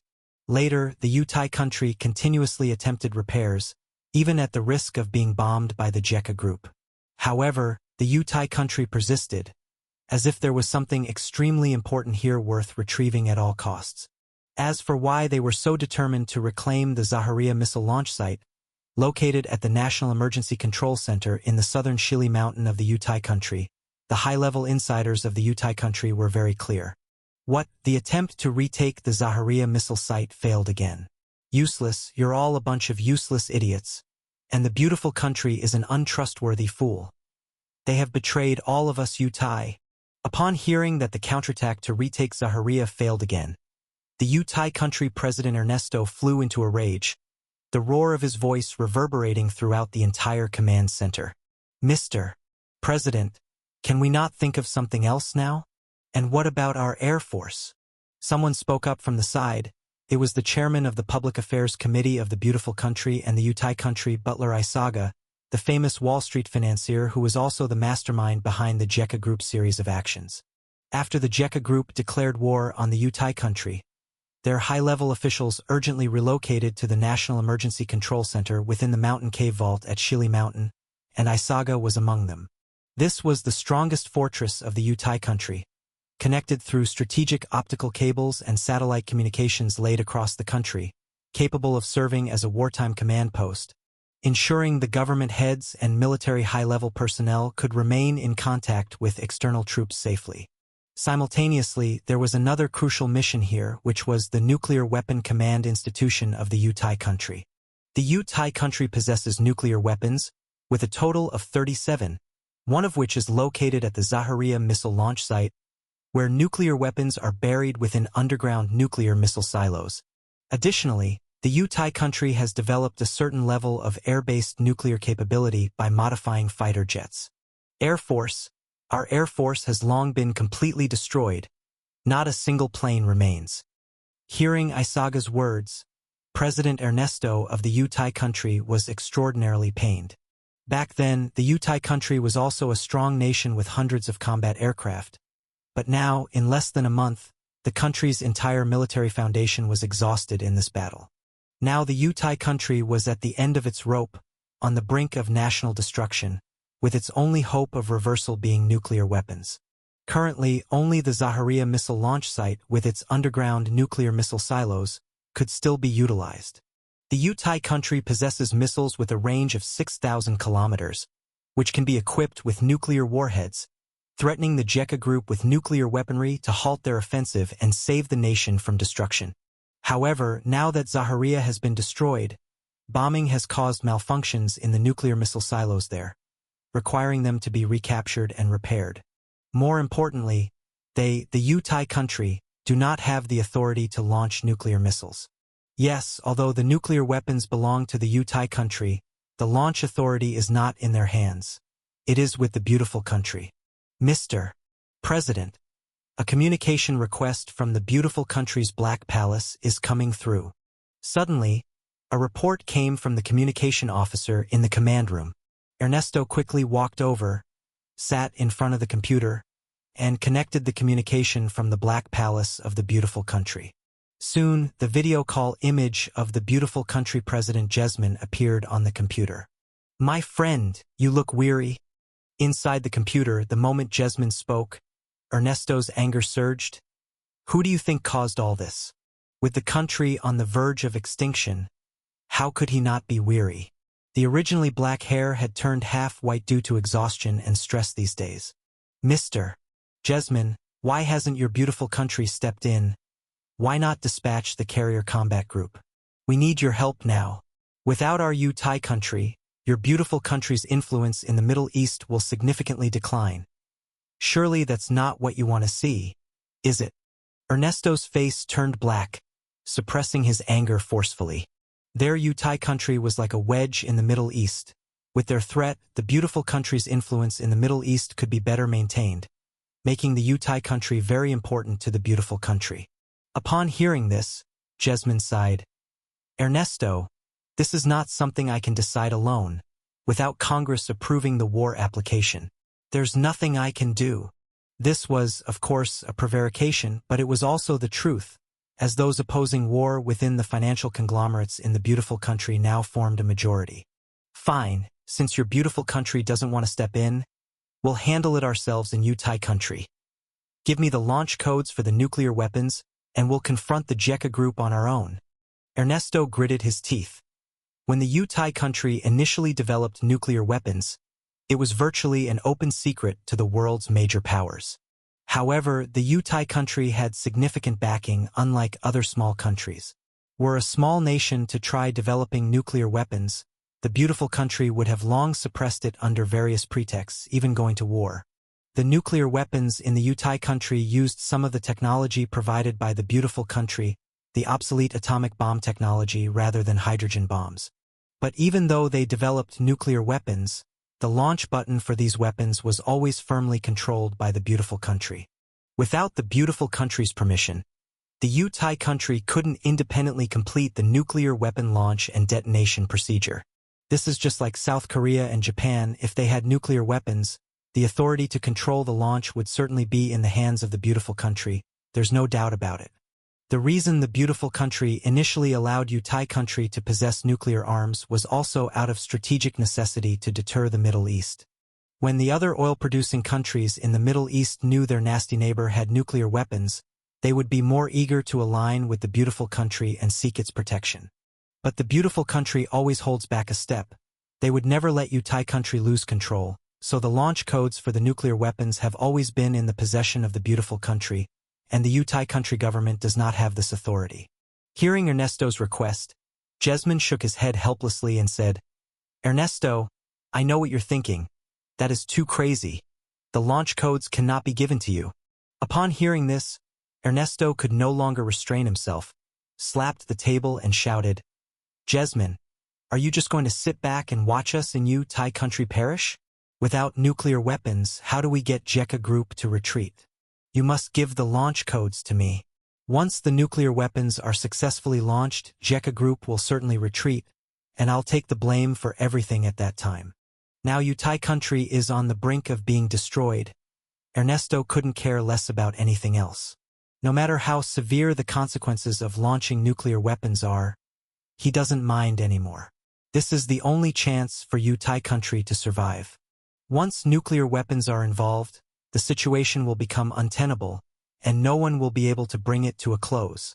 JECA group will surely take equivalent retaliatory action and hold us, the beautiful country, accountable. Moreover, to be frank, your chances of successfully launching the nuclear bomb are not great. JECA group has always been on guard against you. Based on our staff department's remarks, their bomber has always been patrolling your territory, with over 10 maintaining a circling deployment every day. The nuclear missile, once launched, would be captured and most likely shot down in the slow ascent phase. Jasmine rejected once again without hesitation, not hesitating for half a second. Launching a nuclear weapon will touch the nerve of every country globally. Along with Jekka Group's own terrifying biochemical virus technology, the current Luanyang Airspace strategic bomber's ultra-long terrifying range, and the existence of the Kunping rocket, saying that Jekka Group does not have intercontinental-level nuclear weapons capability is just lying with eyes wide open. Its Luanyang Airspace strategic bomber can make 2 round trips between Jekka Group and Yutai country, the range exceeding 20,000 kilometers, and the tens of thousands of tons Kunping rocket can soar into the sky and even execute precise rocket recovery.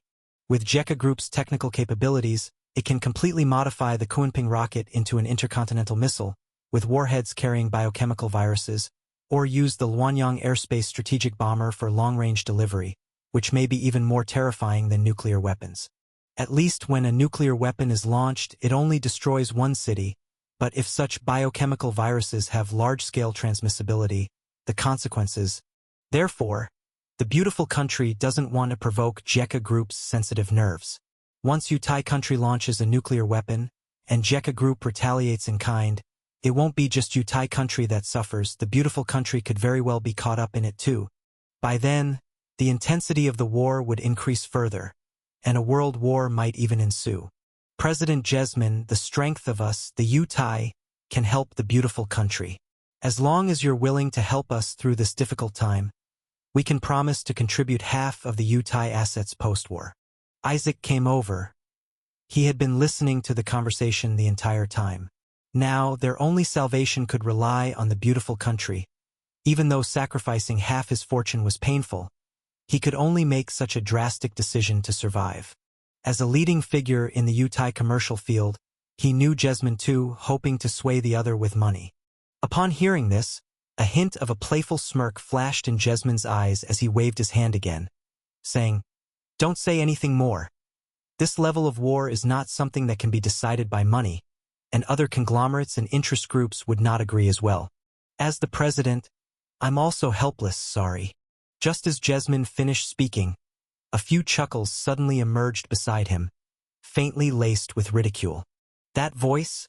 It's Booker Morgan Merrick Rockefeller. Recognizing the abrupt laughter, Isaac quickly identified the voice owners. One was the Morgan family head. The other was the head of the Rockefeller family, both veteran financial empire families of the beautiful country, which have deep-rooted foundations in the beautiful country and tangled influences. They are also the behind-the-scenes supporters and financial backers of Jesmin, the Democratic Party president. As a business mogul of Yutai descent in the beautiful country, Isaac had dealt with them many times, so when they spoke, he immediately recognized them. The laughter ceased from the other side of the video, leaving only a gloomy voice coming through the video. "Isaac, if you die, don't talk about half of your property. Your entire estate will be ours." The voice was filled with the utmost ridicule and mockery, steeped in disdain and contempt. It was the voice of the Morgan family head. "You Yutai think you are worthy of sitting on par with us? In the past, letting you sit and share the spoils, you really thought you were the masters. A dog is always a dog, unworthy of the stage." An elderly female voice came. That was the voice of the head of the Rockefeller family, full of contempt for the Yutai, as if she was also traditionally anti-Yutai, only needing to disguise it in the past. Now she no longer needs to hide it. Isaac's face instantly turned pale. He now understood that those old money families of Europe and America had decided to abandon the Yutai, ready for a feast to swallow up and divide the wealth of the Yutai. Isaac was also a big capitalist, so he knew the horrors of capital. The opposite party surely held such thoughts. As for friendship to capital, that's all nonsense. You all.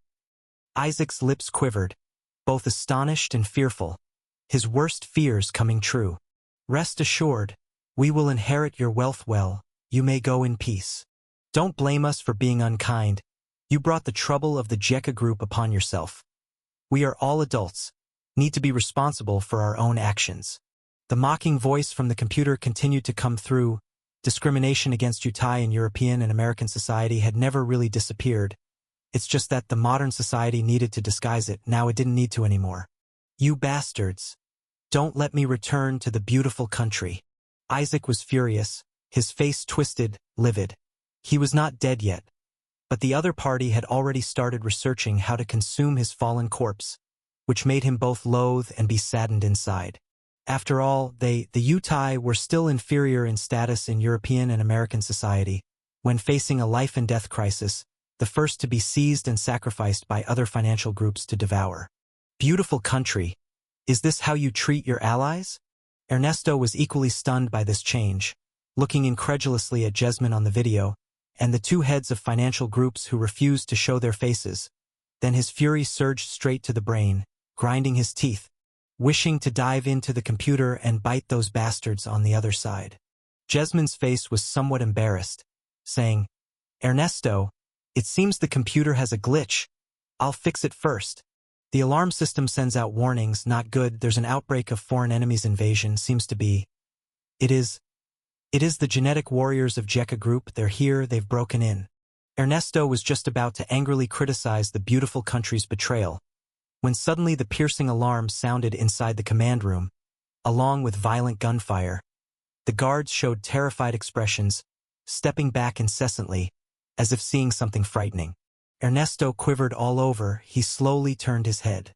Then he saw, located underground within the Shili Mountain National Emergency Control Center, a squad of genetic warriors burst in.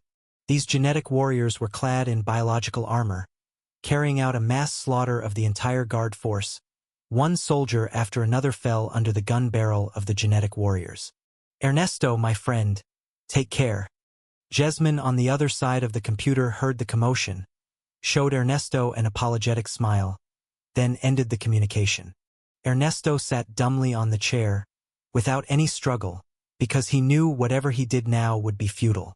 Without nuclear weapons, they couldn't have the basis for equal dialogue with Jekka Group, even if they really escaped from the attitude of those European Union societies towards the Yutai, his outcome wouldn't be good. "Protect me. Take me to the evacuation passage." Isaac scrambled to flee, but aside from a few bodyguards, no one paid him any attention anymore. Everyone was either screaming or running for their lives. Rip. A few bodyguards beside Isaac suddenly froze, their eyes widened, and the next moment, their heads rolled off from their necks in unison. In the front, a blood-stained silver chain whiptail retracted from the headless bodies. Doing this was the genetic warrior Situong. He didn't participate in the Yelu City operations, specifically to carry out the task of eliminating Yutai country's high command. His body was drenched by blood spraying from the headless bodies. Isaac was completely stunned, as if scared witless, had no awareness of being lifted by Situong. The genetic warrior's killing speed was fast. The guarding soldiers were either killed or surrendered. Other officers and clerks were under the gun, all squatting with heads and hands. "Isaac, our supreme leader wants to see you, please go." Situong brought Isaac to face Miao Luan. Watching Isaac collapse onto the ground, even unable to stand independently, Miao Luan's expression was indifferent. Such a character dared to provoke the Jekka Group. Doesn't know who gave him the courage. "You Jekka Group, can the war end here? We Yutai country are willing to surrender unconditionally." Compared to a frightened Isaac, in the presence of blood-soaked, fierce and intimidating genetic warriors, Ernesto actually had the courage to talk. "Yutai country will be wiped off the world's map. This is the supreme leader's will. No one can stop it." Miao Luan looked at the fanciful Ernesto, gave this reply. Ernesto seemed to have aged 20 years in an instant, slowly kneeling on the ground, crying bitterly, not knowing whether regretting for his country's demise or fearing for his life. But tears could not solve any problems. Ernesto eventually shed all his tears, glaring venomously at Isaac. It was him who dragged the entire Yutai country into the abyss of destruction. If it weren't for Isaac causing trouble with Jekka Group, Yutai country wouldn't have ended up like this. In Ernesto's tears and collapse, soon the entire high command of Yutai country was swept up by the genetic warriors. Killing, capturing, all will be taken back to Jekka Group, to face Jekka Group's judgment. With the top leadership of Yutai country taken down by the Jekka Group, the remaining disorganized troops were left leaderless, completely losing their command structure and allegiance. All Yutai soldiers lost their will to fight, and faced with the Jekka Group's Tiger and Wolf army, they chose to surrender. Thus, the entire territory of Yutai country was occupied by the Jekka Group. In less than a month, Yutai country, which once thrived and was known as the Little Overlord of the Middle East, was completely annihilated by the Jekka Group. In this war, the Jekka Group's Luanyang airspace strategic bomber displayed its might. This powerful, dual-function heavy bomber, capable of air superiority and bombing, destroyed a large portion of Thai country's active forces in the war. In addition, the Jekka Group demonstrated its powerful long-range military projection capabilities. The Jekka Group traversed thousands of kilometers, and within less than a month, obliterated a country with significant military strength. Such a terrifying military projection capability left many countries that have had conflicts with Jekka Group, but do not share a border, living in fear, afraid that one day, upon waking, the Luanyang airspace strategic bombers would be dropping bombs and genetic warriors upon their heads. Through this battle, the Jekka Group, to a certain extent, elevated its international standing, increased its capacity and confidence to intervene in international affairs, boosted its ambition to dominate the world, and fully exposed its desire to control and lead globally by ignoring multiple countries' suggestions and calls for a peaceful resolution to the Thai crisis and insisting on waging war. This not only adversely affected regional security but also damaged world peace and stability, or so described by the beautiful country's media. The Jekka Group itself continually propagated that this war was fought for global peace, with the sole purpose of eradicating the zombie virus. Until the military operations in Thai country ended, due to the Jekka Group's bombings of Thai's industry, transportation, cities, and military targets, and with massive destruction and elimination of military troops by the Jekka Group, causing casualties reaching hundreds of thousands, the military structure of Thai country was completely obliterated in this war. The direct economic loss alone inflicted upon Thai exceeded $800 billion, with indirect losses multiplying even further. However, now nobody cares about such things because the very existence of Thai country is an unknown. After the military operations ended, tens of thousands of Jekka soldiers did not leave. Instead, under the pretext of maintaining post-war continuity in Thai country and preventing a resurgence of the zombie virus, they remained with no plans of leaving, brazenly establishing military bases. Unsurprisingly, this move received unanimous condemnation from the international community, with the Jekka Group being denounced as shameless. Nearby countries, in particular, were shaken to their core seeing tens of thousands of the Jekka Group's Tiger and Wolf army stationed locally. This is a military force capable of sweeping over Thai in less than a month. With their own subpar military standards, who wouldn't be scared? Even the beautiful country, with a significant troop presence in the Middle East, quickly increased its forces in the region, fearing the Jekka Group was coming for them. Upon occupying the entire territory of Thai country, the Jekka Group formally proposed a draft at the United Nations Security Council, calling for a replanning of Thai country's territory, respecting the wishes of the Ba people, and returning the land of Thai country to the Ba people. Even before the United Nations Security Council's proposal was passed, the Jekka Group had already independently undertaken its planning and construction in Thai country. Phaha soldiers and Ba people civilians entered Thai country in large numbers, returning to reclaim their ancestral land.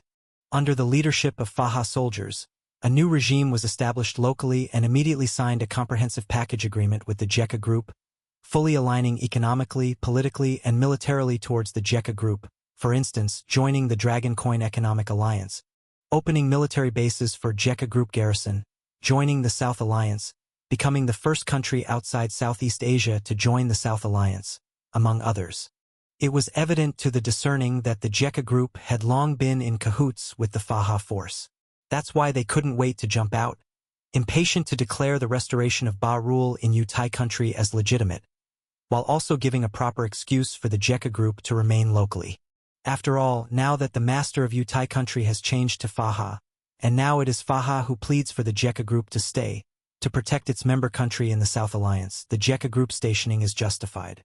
Although many countries were dissatisfied, considering the Ba people's actions as seeking a patron, if the Jekka Group comes here, wouldn't they ride on the local people's heads and become the emperor? But the Phaha force ignored it unless they wanted to be eliminated first by the Jekka Group. The Jekka Group can support their Phaha. Naturally, they have the capability to support other forces to replace them. Moreover, since the Jekka Group helped them reclaim their homeland, most of the Ba people were still grateful to the Jekka Group. Regardless of whether the Jekka group will eventually become the Dragon Slayer who turns into the evil dragon, at least right now, the presence of the Jekka group has more advantages than disadvantages, ensuring they can establish a regime here and reclaim their homeland. With the establishment of the Faha regime in Yutai country, the already struggling Yutai population naturally descends into a nightmare. The Ba people harbored deep hatred against the Yutai, and now seizing the opportunity, they naturally and frantically persecuted the Yutai, keeping Yutai country in constant turmoil, leading to a mass exodus of Yutai, either fleeing or being thrown into isolation camps. The entire Yutai country was a bloody scene of tragedy upon tragedy. October 9, 2030. Chan Country, Mande City. Inside the National Supreme Court, a special trial is underway. The individuals being tried hold very special identities, including the president of Yutai country, a famous Yutai businessman, and several Yutai high officials. They were brought to the court in a procession of prison vans, prepared to face trial here. At this time, outside the court, the area is already crowded with onlooking Chan citizens and media reporters from all over the world. They pointed and discussed regarding those once glamorous and high-ranking Yutai officials with various opinions. These bastards are the ones who caused the zombie virus leak. They finally caught them. Indeed, global security has to be upheld by us, Jekka Group. My child is a soldier, and I heard he killed quite a few in Yutai country. There must be rewards when he comes back this time. This bunch of troublemakers, I've heard that these Yutai people often caused us, Jekka Group, trouble and even spoke rudely of the supreme leader. Now that they've been caught here, they absolutely shouldn't be pardoned. The murmuring among the crowd showed that no one had any goodwill towards these Yutai high officials being pressed down on the high platform. Within the Jekka Group's reign, a public opinion war was also underway. Elsewhere, Jekka Group couldn't intervene, but within its headquarters in Chan Country, the Yutai had already been vilified by newspapers, television, radio, and internet media as the most evil nation in the world, filling the public with righteous indignation against them. The supreme leader has arrived. A convoy of luxury cars arrived outside the square, stirring the crowd, for their supreme leader had appeared. The enthusiasm of the Chan citizens in the square surged like a tide, their eyes brimming with fervent admiration for Su Jie. The police maintaining order at the scene were dripping with sweat, doing their utmost to restrain the enthusiastic crowd to prevent them from encroaching on the supreme leader's presence. From the uniformly black luxury convoy, the window of a central limousine rolled down, revealing the figure of Su Jie, who waved at the onlooking crowd. Instantly, the surrounding emotions erupted like a volcano, the excited shouts of the citizens piercing the sky. Ah, it's the supreme leader. It's the supreme leader's special vehicle. My gosh, I didn't expect to see the supreme leader here. Make way for me, I want to take a photo. First time seeing the supreme leader in person. Even more handsome and majestic than on TV. Sob, supreme leader.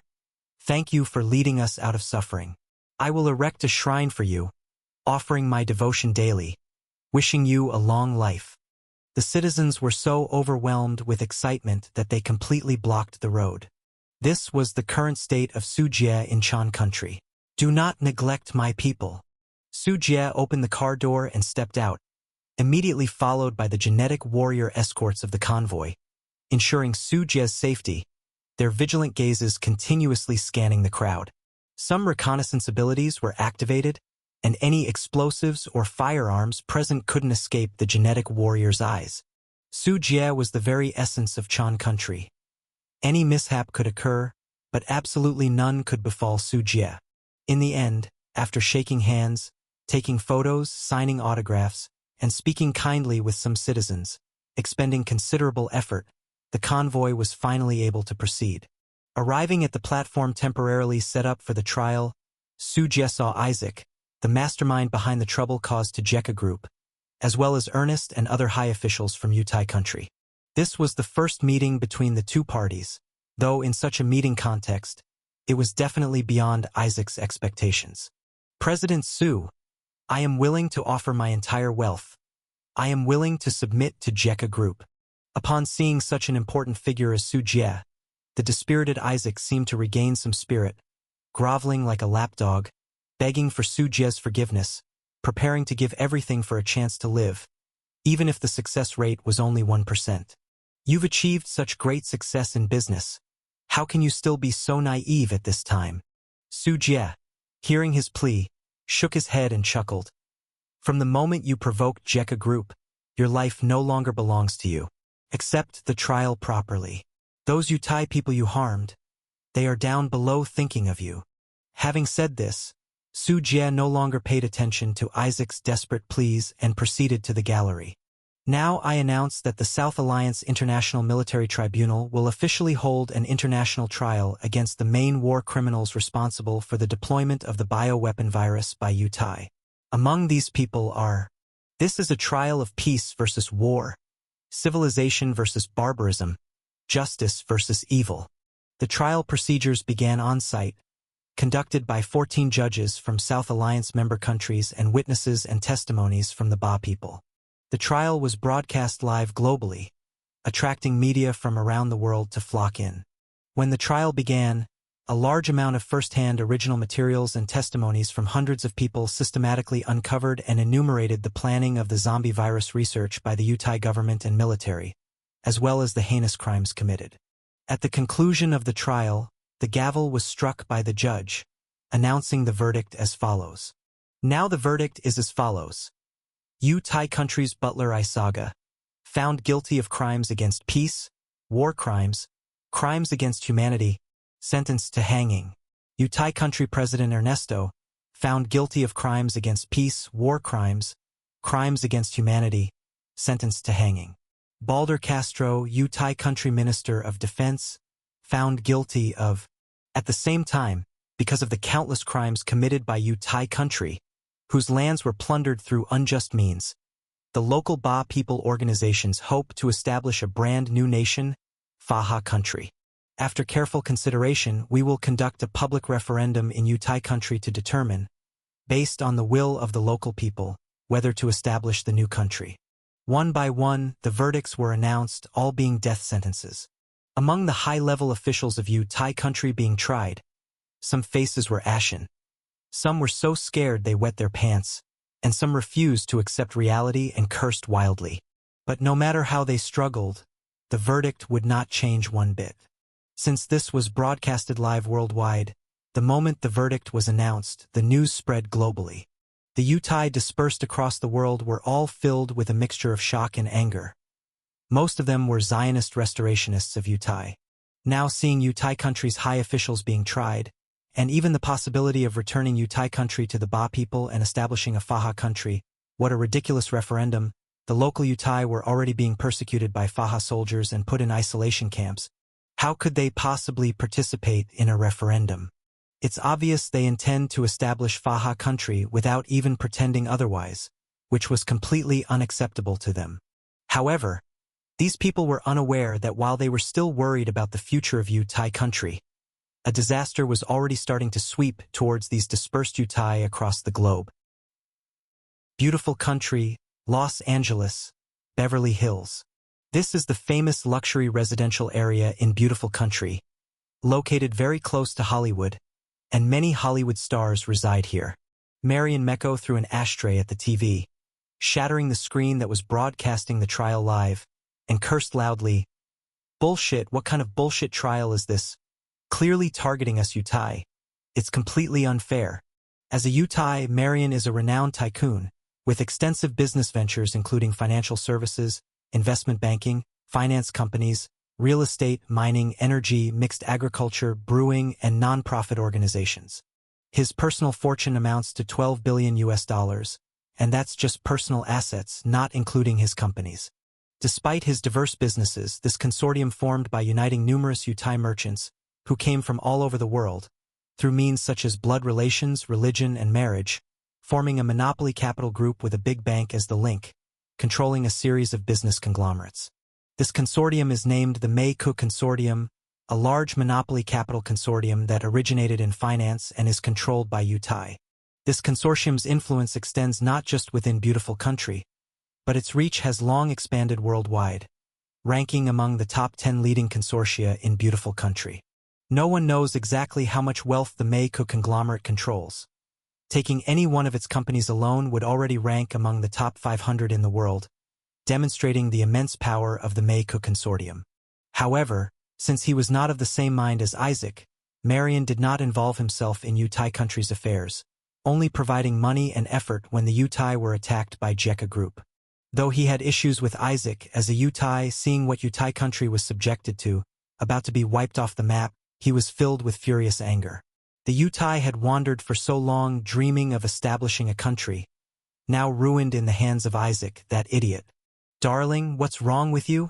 A charming voice came, and a Hollywood actress who frequently appeared on screen leaned affectionately against Marion, wrapped in a bath towel. "Get lost." The Hollywood actress unfortunately bore the brunt of his anger, becoming Marion's punching bag as he kicked her hard. "Ah, darling, when did I ever make you angry?" The actress frowned in pain, but due to Marion's power, though she resented him deeply, she couldn't help but put on a flattering and gentle smile. "You bitch, even you dare to mock me." Seeing the actress's smile, Marion's anger flared even more, seemingly transferring his fury onto her. Without a second thought, he pulled out the belt from his waist and viciously whipped it across her face and body, showing no mercy. Screams immediately filled the room. The actress didn't expect him to be serious, and she was severely beaten. Just as Marion was venting his anger, the doorbell rang untimely. Marion ignored it, confident that his bodyguards and butler wouldn't let anyone disturb him at these times. But this time, things didn't go as Marion expected. Suddenly, the sound of the door being forced open echoed loudly, accompanied by shouts, as a team wearing jackets and t-shirts with FBI insignia burst into the living room. "Mr. Marion, I'm Rick Carson, from the FBI, you need to come with us. There are some cases that require your cooperation in investigation." The leading man, identifying himself as Rick from the FBI, showed his badge, then glanced at the actress on the floor covered in bruises, with a faint, inexplicable smile on his lips. Now you have another charge, illegal confinement and intentional injury. FBI, get the hell out of my house. Go find out the situation. Are you sure you want to investigate me? Do you want me to call your superiors?" Marion erupted in anger, poking his finger at Rick's chest, his arrogant demeanor showing complete disregard. Who was he, after all? He was the leader of the top consortium in beautiful country, where capital was the most powerful force. The FBI was no more than a dog owned by their capital, daring to bark at them. "Sir, I'm here as per my superior's order to invite you." Rick's expression was calm. In the past, Marion was an untouchable big shot, not even worthy to carry his shoes. But times have changed. "That's because you don't rank high enough. I'm best friends with Paxoner from your FBI division." Marion seemed yet to grasp the severity of the situation, still thinking it was a misunderstanding. "I'm here under the order of CIA Director Judith. This is the arrest warrant. All procedures are complete. According to our received information, Mr. Marion, you are suspected of tax evasion, murder, drug trafficking, illegal manipulation of financial markets, unfair monopoly competition, totaling 34 charges. My procedure of arresting you is reasonable and legal. Please don't make things difficult for me," Rick said calmly, directly assisting the director of the CIA. Marion's eyes widened, and the actress on the floor was also stunned. This long list of charges was simply unbelievable. You Anglo-Saxons are crazy, daring to take action against us, Yutai. I need to make a call. I need to call your president." Marion's hand trembled as he reached for his phone. He finally realized that this was not a misunderstanding but a premeditated targeting. With his status in the beautiful country, the only enemy daring to do this to him was the Anglo-Saxons, specifically the group led by the Anglo military-industrial complex, and they were taking action against him. "Mr. Marion, you'll have plenty of time to make calls once we return to our office." Seeing Marion still struggling, Rick directly moved in to cuff him without further ado. "I am the controller of the May-Cook Consortium, and you dare to treat me this way." Marion struggled madly, turning to run, trying to contact his network, not wanting to enter the FBI, where even the truth could be twisted. knowing he couldn't withstand such torture. Once forced to confess to those crimes, his Meiku consortium would certainly be dismantled and devoured by those Anglo-Saxon capitalists. However, Rick ignored all that. Seeing Marion's chaotic moves, he decisively drew his gun. Shoot! The trigger pulled. Bullets sprayed from the gun barrel. Rick and his men emptied the magazine, riddling Marion with bullets. In the end, Marion's eyes remained wide open in disbelief that this FBI group had dared to shoot him like this. Seeing Marion lying on the ground, blood-soaked and twitching, Rick stepped forward, continued to cuff his corpse, and then had it dragged away. With that done, he turned to the actress on the floor and smiled. "Lovely lady, I think you'll certainly be willing to testify in court and help us prosecute Marion. Right, actress?" When the JECA group pronounced judgment on the Yutai country's high officials, coincidentally, nations across the globe simultaneously began taking a series of military actions against the Yutai descendants. The Anglo military-industrial complex representatives of the beautiful country took the lead, using myriad charges to plunder the wealth of the Yutai descendants. Meanwhile, in the European Union, those old established capitals similarly found various fines and charges, starting a large-scale cleansing of Yutai descendant assets. In this affair, all countries globally acted in perfect accord, using various methods to rob Yutai wealth. They profiteered greatly, their interests overflowed. The JECA group, which had occupied Yutai country, did the same, amassing substantial wealth.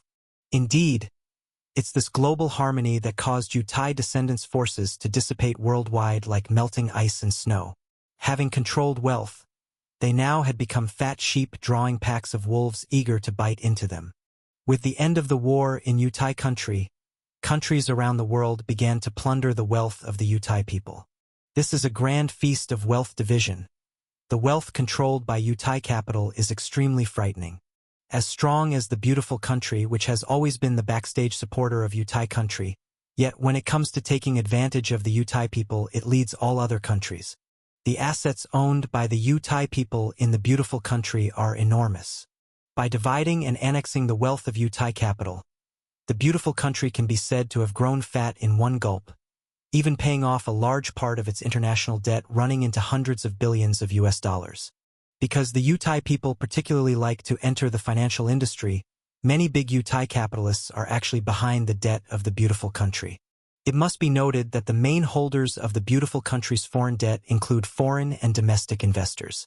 Foreign investors hold $7.6 trillion of the debt, accounting for only 22.5% of the total U.S. debt, with the remaining close to 80% of the debt, or $26.2 trillion of U.S. debt, held by the beautiful country's own people. Among them, Yutai capitalists are the major creditors. After all, the Yutai people have a huge influence in the financial sector of the beautiful country.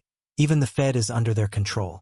Now that the beautiful country suddenly turned its back and started persecuting the Yutai people, the situation changed immediately.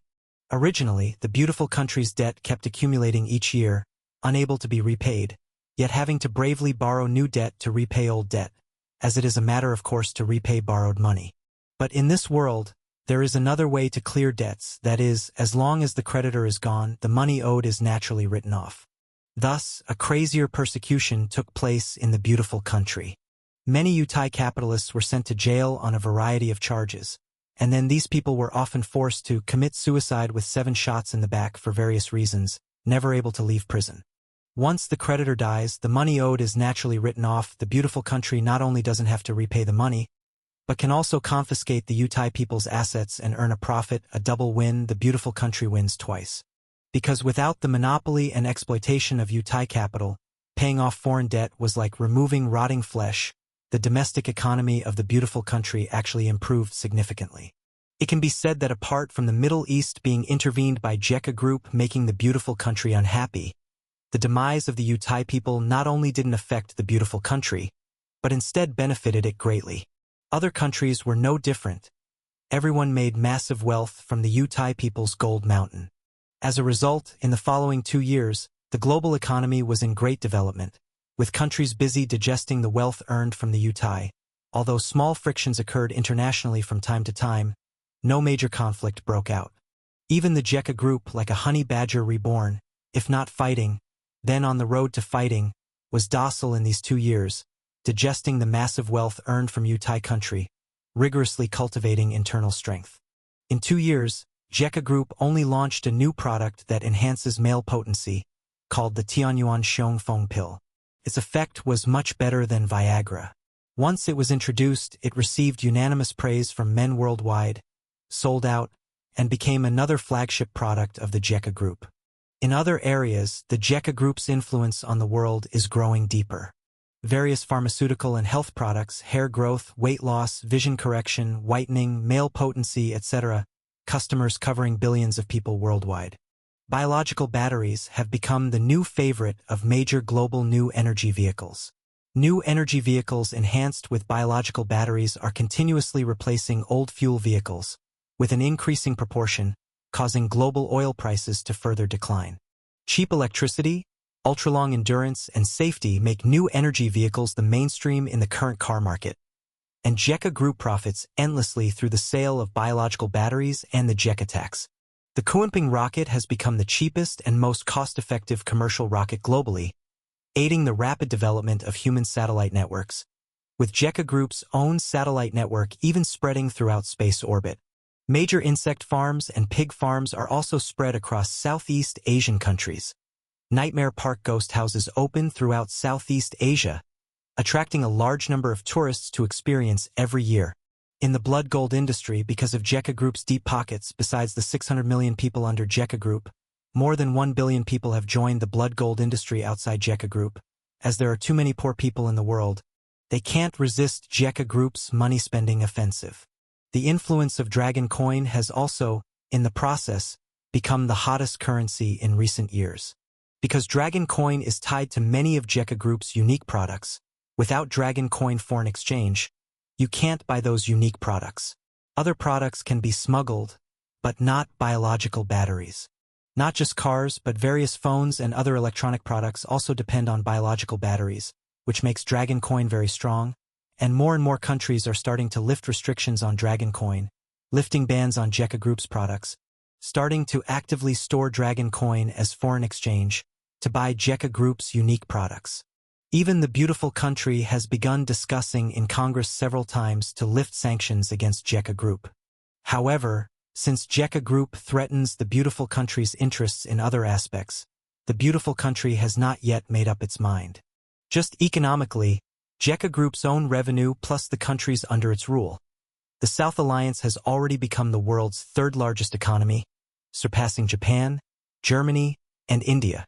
As for the military, the Jeka Group maintains an army of 1.5 million, with a total force of 105 divisions, owning more than 12,000 tanks and armored vehicles, and it has 6 mechanical combat brigades with more than 1,100 main battle mechas. The genetic warriors have also formed an Iron Brigade, with the first and second generations of Holy Blood Gene warriors numbering over 1,000. In the Air Force, the Jeka Group currently possesses 1,300 helicopters, over 900 conventional fourth-generation fighters, in addition to having more than 400 Magic Bird fighters and 120 Luanyang airspace bombers. In terms of the Navy, in recent years, the Jeka Group has been rapidly expanding. Just last month, the 15th Devourer-class deep-diving cruiser, the Mamberamo, was launched into service. The Jeka Group has established 5 fleet combat groups using 3 Devourer-class deep-diving cruisers as one fleet, combined with other destroyers, escort ships, submarines, and warships. These are deployed in locations such as Siam Bay, the Indian Ocean, and the Java Sea. In the Western Pacific Sea area, the Jeka Group's Navy has been patrolling for years, taking advantage of controlling these 2 vital international golden waterways, the Malacca Strait and the Kra Isthmus Canal, collecting tolls annually to their gain. Currently, the Jeka Group is a new powerhouse ruling over more than 600 million people, with a territory of more than 5 million square kilometers, a GDP of $15 trillion, a military force of 2 million troops active in the air, land, and sea, wealthy and strong, a new star-dominating power. Neighboring countries, especially Australia and Nulan country, who follow the beautiful country, are now shivering in fear, afraid that the Jeka Group will take them down because they know at that time the beautiful country will certainly not send troops to save them. After all, the beautiful country has been fighting with the Jeka Group for so long and has consistently chosen to retreat, building a reputation for screwing over their little brothers worldwide. Due to the JECA Group's constantly increasing military strength and fleets often cruising near Australia and New Lawn country, it seemingly has its eyes on Australia. In response, the beautiful country has continuously raised its military spending over the past 2 years, refurbishing and expanding outdated shipyards, commencing the construction of various ships, including aircraft carriers, to cope with the JECA Group's aggressive military threat. Besides at sea, the two sides are also engaging in competition upgrades in aerospace, mecha medicine, and other sectors, with the beautiful country drawing resources from the domestic Thai population, its pockets full, spending generously on military affairs. And this military competition naturally forces other countries worldwide to follow suit. This is also declared by outsiders as the world entering a new century's Cold War, with the leader being the JECA Group. November 1, 2032. On this day, tourists visiting Monday City released a video on the internet. The video shows a log transport truck with an enormous steel body, independent suspension system, and 8-axis 16-wheel drive. The vehicle's total length exceeds 20 meters, bearing a steel cylinder so long it extends to the cab, requiring the cab to have a split in the middle with a recessed area to accommodate it. On that steel cylinder are printed letters and numbers, KT-35.